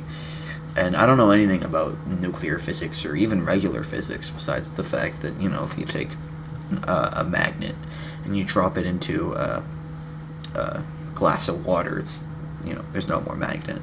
But the point is, we know they produce a lot of heat and they need a lot of energy. So what my mind goes to first is plasma. They're firing plasma at us. Now there's a reason and a half why this can't be true. The first reason is that plasma would do way more damage, but and the half of a reason is because their plasma doesn't look like our plasma. But there's two explanations. The first explanation is for the first problem, the full problem, and that's that. I mean, yeah, plasma would realistically instantly kill someone, but this is a video game. It doesn't even need to be realistic at all. It's a video game. They can just say, oh, well, this plasma is weak. They can just say, well, we need this for gameplay reasons, so as much as we would like to be realistic, realism would actively detract from the experience of playing this video game in this case, so we just kind of have to scrap it. And I think that's perfectly fine. And I mean, yeah, their plasma looks different than our plasma, but the thing is, plasma is not like a single thing. It's not like how lasers are a single thing, or bullets with red tracers are a single thing, because, their plasma is a state of matter, right? It's the fourth state of matter that the deep state education doesn't want you to know about. So, you could very, very, very easily say, it's plasma. They just, it's a different type of plasma created in a different method from our plasma. Hence why our plasma needs mags of some kind and theirs doesn't. And, theirs is more shaped like an arrow, or not an arrow, a line, while ours is more of a blob. It's more refined or more expertly created plasma. I think that's something you can totally write into the setting, and I could be entirely wrong. There's so many ways to create a projectile of some kind and move it forward and use it to do damage that creates heat. It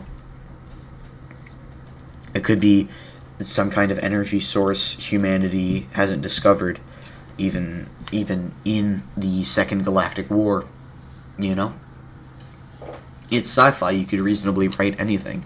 They could say it's magic, and so long as it fit the setting, which it does not, but hypothetically in an alternate setting, if it fit the setting, like for example in Warhammer, it would be perfectly fine. And then, so I think that the best explanation for what the automatons are shooting us with is plasma.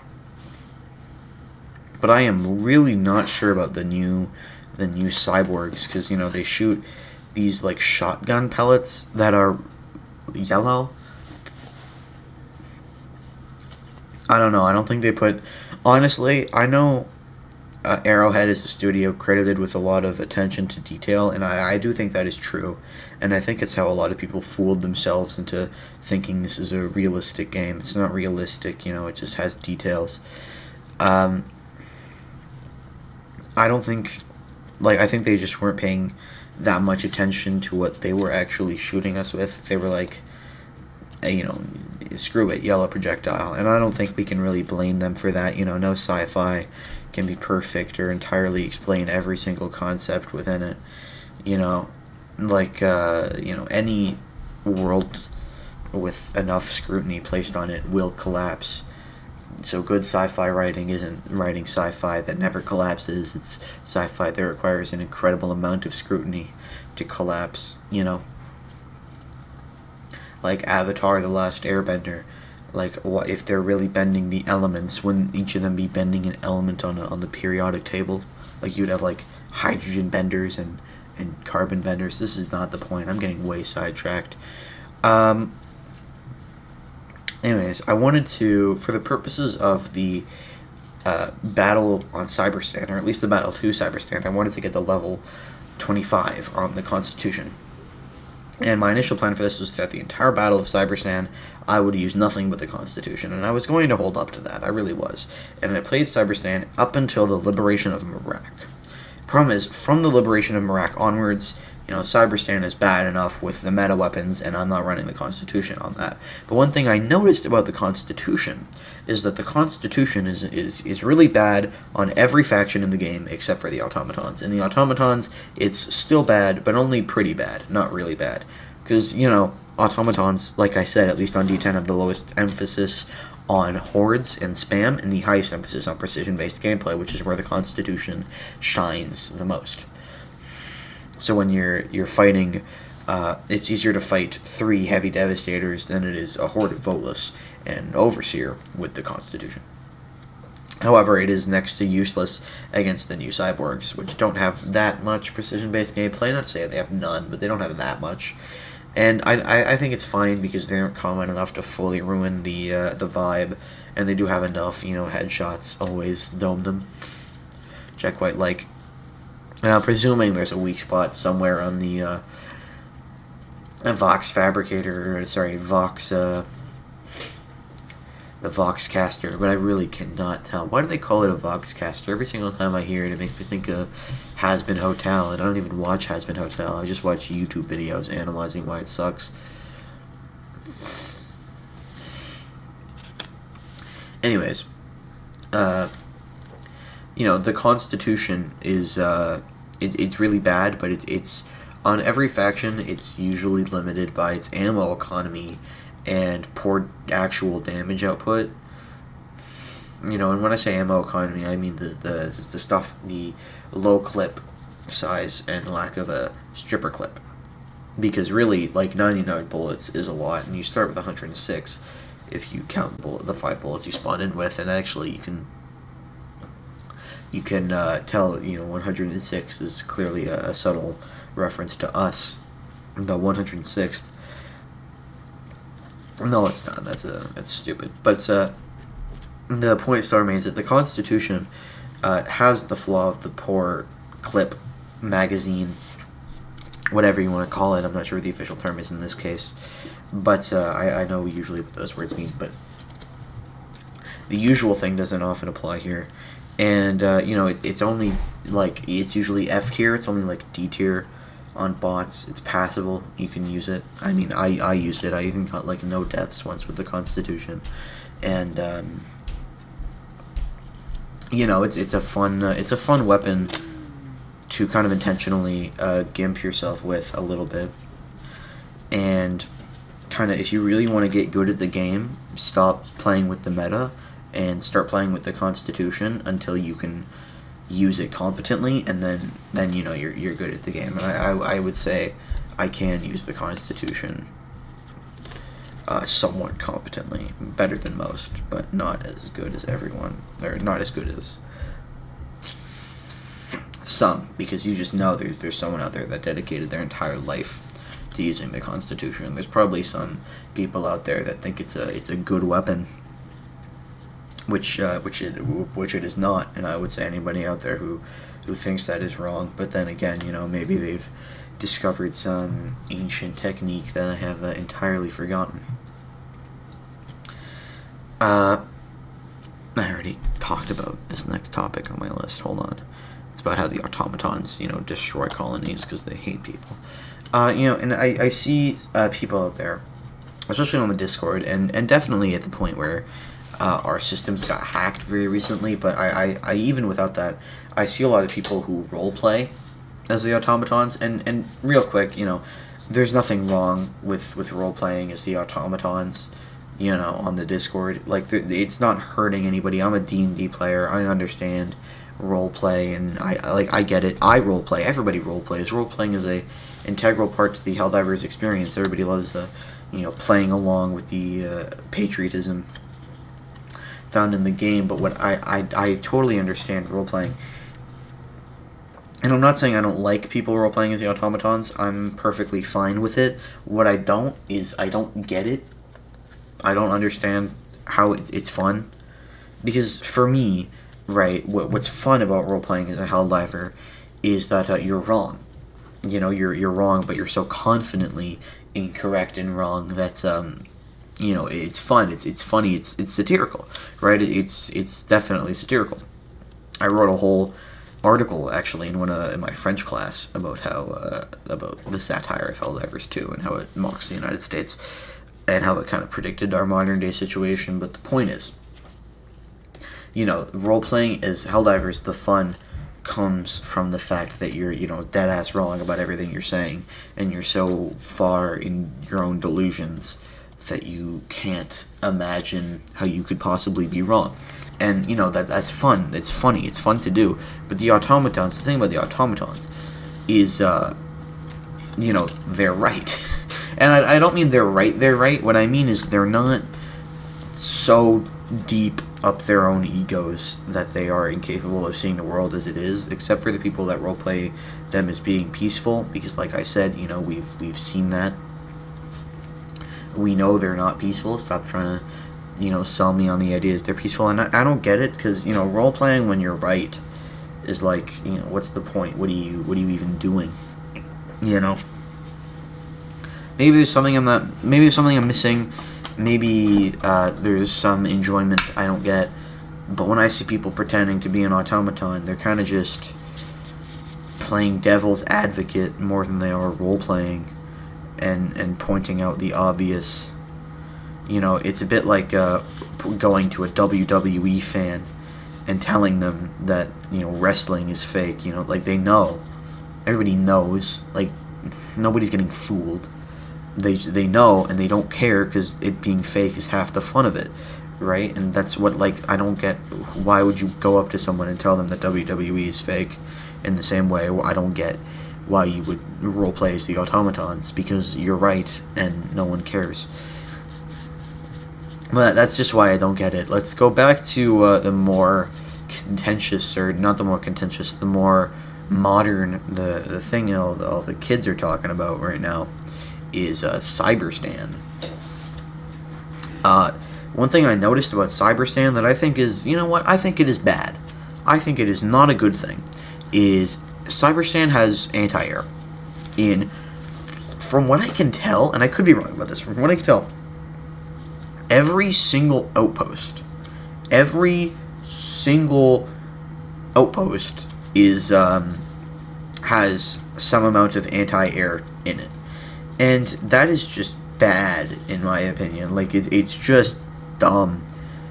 Because when you look at, like, just how much anti-air that really is, you can only use eagles in areas outside of the factory area.